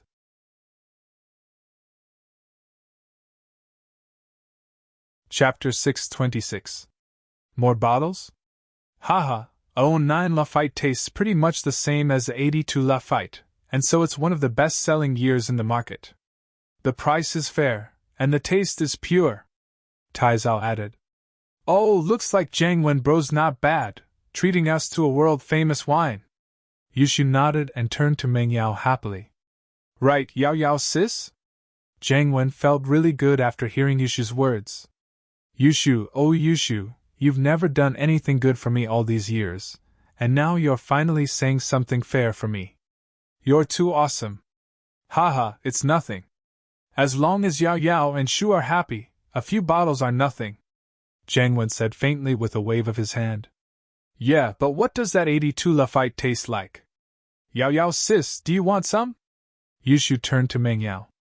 Meng Yao was feeling a little sad at first, but Yushu's words made her want to laugh. So this was the girl's goal. She wanted to try another 82 Lafite. Jiangwen's face froze. He didn't expect Yushu to say that. Wasn't this a trap? 82 Lafite? The market price of that wine was over 150,000, and in this Starlight Hotel, it was sold for 300,000. Jiangwen's kidneys were hurting. Jiangwen bro, Yao Yao wants to try 82 Lafite too, we haven't tried it yet. Can you get us a few bottles? Yushu had used this trick on Pin Liang countless times, and it was a piece of cake for her. A few bottles? My kidneys! Jiangwen almost fainted on the spot. 300,000 a bottle, one bottle was equivalent to one kidney, and some kidneys couldn't even be bought at this price. Did this Miss Chen really think she was a millionaire? Did she think it was easy to earn money? The police were pressuring him, and his business was decreasing. He had no choice, and he sold his kidneys all the way to the countryside. He couldn't even get 1 or 2 kidneys a week, and now he was eating a couple of kidneys in one meal? He was so pissed that he wanted to curse. He glared at Taizao. What the hell was wrong with your mouth? If you don't speak, will people think you're mute? How was Yushu supposed to know about 82 Lafite if you didn't mention 82 Lafite? But he couldn't lose his temper on the spot. That would make him look like a coward. How was he going to pursue Meng Yao then? Especially since Yushu said that Meng Yao wanted to drink as well. How could he say no? Waiter, 2 bottles of 1982 Lafite. Jiangwen endured the pain in his heart and ordered 2 bottles. 2 bottles aren't enough, right? Yao Yao and I have a bottle each. What do you guys want? Yushu took the 2 bottles of 82 Lafite all for herself. That's enough. We don't drink that, we used to drink it all the time. You two just have a taste. Jiangwen wanted to cry. 2 bottles wasn't enough? Do you want me to sell my kidney? Housen was rich, but the 2 brothers were in charge of their own businesses. Other than the money they had to give to the house and the firewolves, they didn't have much left. A meal that cost tens of thousands became hundreds of thousands. This was a huge blow to Jiangwen's finances. Qin Yutian thought to himself that his sister was still as cruel as ever. It wasn't something a normal person could handle. But the weird thing was, how did he become Meng Yao and his sister's follower? What was going on?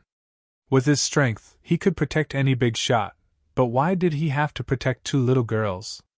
But Lin Yi clearly didn't allow him to reveal his identity, so Yutian didn't dare to ask. But none of this could stop the passion in Yutian's heart. He admired Lin Yi. One could say that if it wasn't for Lin Yi, he wouldn't have the strength he had today. 2 bottles of 82 Lafite were placed on the table. Lin Yi glanced at the seal and label casually. It was the real deal. Although there were a lot of counterfeit 1982 Lafite in the market, the Starlight Hotel should not sell fake goods with its specifications and strength. After all, the price of the genuine goods was not cheap. It was 1 to 2 times the price of the normal channels. Yao sis, let's drink 1 bottle first. Can we bring the other one back? Yushu felt that it was better to bring it home than to drink here. Shield Bro could cook some dishes and the 3 of them could have a candlelight dinner together. How romantic would that be? Up to you. Whatever Meng Yao drank was the same. She just wanted to vent, to drown her sorrows with alcohol. She wanted to let the sadness in her heart dissipate along with the alcohol. Jiang Wen almost jumped up from his chair after hearing Yushu's words. You want to bring it back? Why didn't you say so earlier? Why did you buy it in the hotel? You could go to the store tomorrow and buy one bottle at a discount of 150,000. It was half a kidney. But Jiang Wen couldn't say this out loud. It would only make him lose more face. He could only endure it. His main mission today was to get everyone drunk and then confess his love. Jiang Wen could only put other thoughts aside. If his confession was successful today, then these 100,000 would be worth it. And so Jiang Wen started drinking as well. In order to make it seem real, he didn't purposely control his alcohol capacity. His alcohol capacity was quite high, and red wine wouldn't get him too drunk. Jiang Wen's anger lessened a little as he watched Taizao raise his glass for all sorts of reasons. This guy was smart enough to help him drink. Yu Tian was very restrained today. Because of Lin Yi's presence, he couldn't let himself go at all. He glanced at Lin Yi from the corner of his eyes, but Lin Yi was as calm as ever. He just sat there, looking straight ahead and not saying a word. But Qing Yutian still felt an invisible pressure suffocating him. Jiang Wen and Taizao hadn't seen Yutian for a long time, so they didn't think much of it. They thought that Yutian's personality changed after he joined the army. Jiang Wen's main goal was to treat Meng Yao and then confess his love after drinking. So, what Yutian was like had nothing to do with him. It was just an excuse. The four young masters of Songzhan were no longer the four young masters of Songzhan. Their relationship wasn't as close as they thought. His phone rang, and Jiang Wen frowned. He took out his phone and looked at the caller ID. It was his follower, the tattooed man, calling. He hesitated before picking up the phone. What's up? I'm having dinner.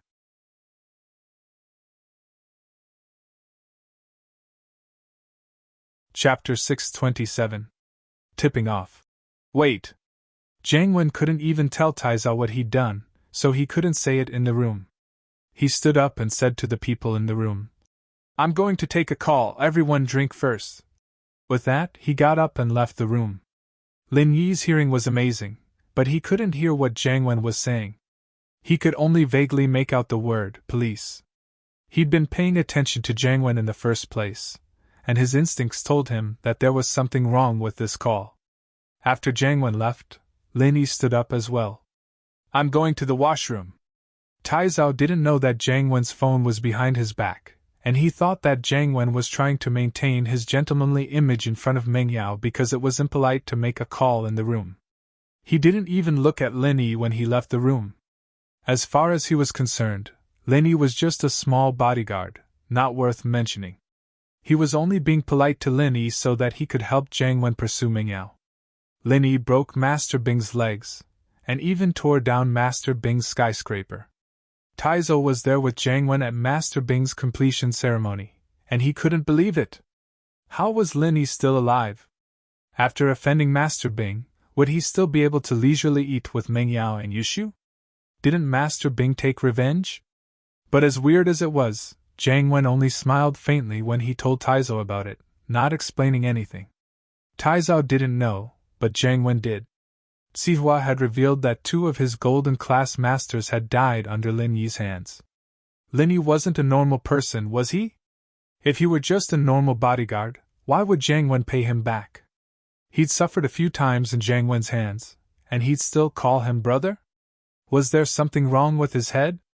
Jiang Wen's bodyguards weren't there yet, and he wouldn't mess with Lin Yi for no reason. As for why Master Bing didn't make a move, perhaps he was afraid? After all, Lin Yi and Sihua were enemies that couldn't be resolved. Of course, this had nothing to do with Jiang Wen. All he cared about was the family business, and whether or not he could get Meng Yao. Nothing else mattered to him. After leaving the room, Jiang Wen walked to the end of the hallway, step by step, until there was no one around before continuing the call. Although he was a little drunk, he was still very cautious. There were some things that he absolutely could not let others know. He regretted cutting out one of Ping Liang's kidneys. Of course, he didn't regret offending Master Bing and Sihua because of Ping Liang. What he regretted was that he shouldn't have cut off Ping Liang's kidney. Crippling him or even crushing his balls was better than cutting off a kidney. Wouldn't that expose him easily? Fortunately, Fabai didn't call the police, and Sihua had a working relationship with him, so this matter was temporarily suppressed. Otherwise, something bad might happen. Why do you have to ask me about such a small matter? Just keep an eye on him. We'll talk about it after a while. Jiang Wen was in a hurry to confess to Meng Yao, so he was a little impatient with the tattooed guy. When bro, the fire wolves are rushing us. They're short on supplies. Why don't we spend some money to buy some? Some of those farmers are short on money. If we spend money to buy a kidney, we should be able to get some. The tattooed guy said carefully. By my ass, where's the money? Jiang Wen's heart was bleeding when he thought about how he had spent hundreds of thousands on today's meal. How would he be willing to spend money to buy a kidney? How many kidneys would he have to cut to cover the cost of today's meal? The tattooed guy didn't expect Jiang Wen to be this angry. He didn't dare to say anything. Useless thing, Kyaxi village is no good, can't you go to another village? I heard that the Bin village in the north is also very poor. Many people are undocumented, and they don't even have a household registration. Can't you go there? Jiang Wen said impatiently. Yes. We'll go to Bin village next, the tattooed guy replied quickly. All right, don't call me if there's nothing important. I still have things to do. Jiang Wen cursed and hung up the phone. He put away his phone and was about to go back to the room. Lin Yi flashed into the washroom at the side. Naturally, Jiang Wen didn't notice that Lin Yi was eavesdropping on his phone behind him. If Lin Yi was right, this Jiang Wen was most likely the mastermind behind the kidney trafficking organization. However, whether or not he sold his kidneys didn't really matter to Lin Yi. As long as it didn't implicate him and his friends, Lin Yi really couldn't be bothered with him. However, since Ling Shan came to him for help, and Lin Yi also agreed to help her, so Lin Yi decided to help her this once. Seeing that there was no one in the washroom, Lin Yi dialed Ling Shan's number. In fact, this floor was full of luxurious rooms, and every room had its own washroom. Therefore, there weren't many people in the public washroom. Other than the waiters, the customers didn't have to go to the public washroom. Lin Yi. Ling Shan received Lin Yi's call. She was inexplicably surprised. Although she didn't know why Lin Yi was looking for her, her instinct told her that it must be something good.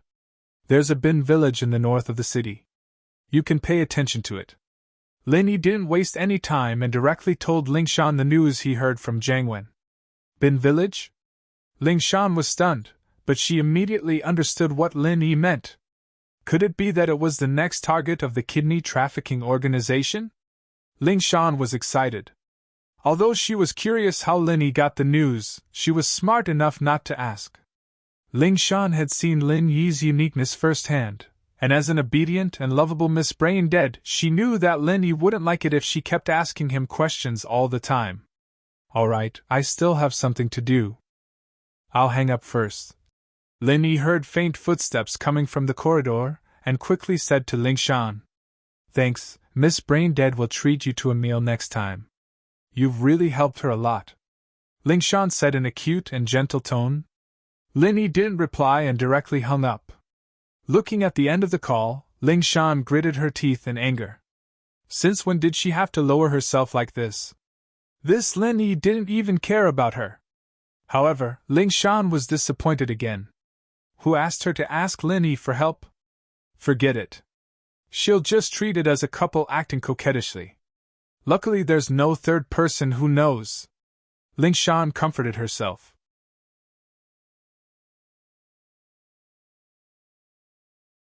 Chapter 628. Reporting to you after leaving the office, Ling Shan changed her gentle demeanor and turned to the captains. Turn off your phones and get ready for the meeting. We have an urgent mission tonight, yes. Captain Song. The captains were troubled by the kidney trafficking case as well. This was the worst case that had happened in Songshan in the past few years, and even the provincial leaders had ordered the criminal investigation team to solve the case as soon as possible, in order to minimize the negative effects of the criminal organization. Otherwise, the people in the city would be in a state of panic. Children wouldn't even dare to go to school by themselves. Even the kidney trafficking organization had become a terrifying code name. If a child cried, the parent would use the kidney trafficking organization to scare the child, and the child would immediately stop crying. The negative effects of the case had reached a certain level, and so the criminal police team had been working overtime to analyze the case and look for clues, but the progress was minimal. After all, this wasn't an individual crime, but a criminal organization with a tight organization and distribution channels.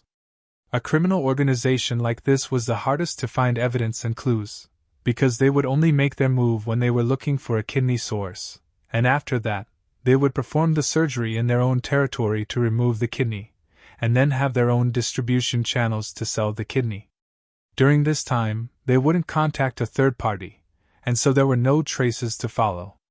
Captain Song, you found a clue? Lu Wanli was the closest to Lingshan, and so when he saw the serious expression on Lingshan's face, his heart skipped a beat. Could it be that there was a breakthrough in the case? Yeah, at least there's a clue, Lingshan said proudly as she looked at everyone's respectful gazes. Lingshan felt that her acting like a spoiled brat wasn't for nothing. There's a clue?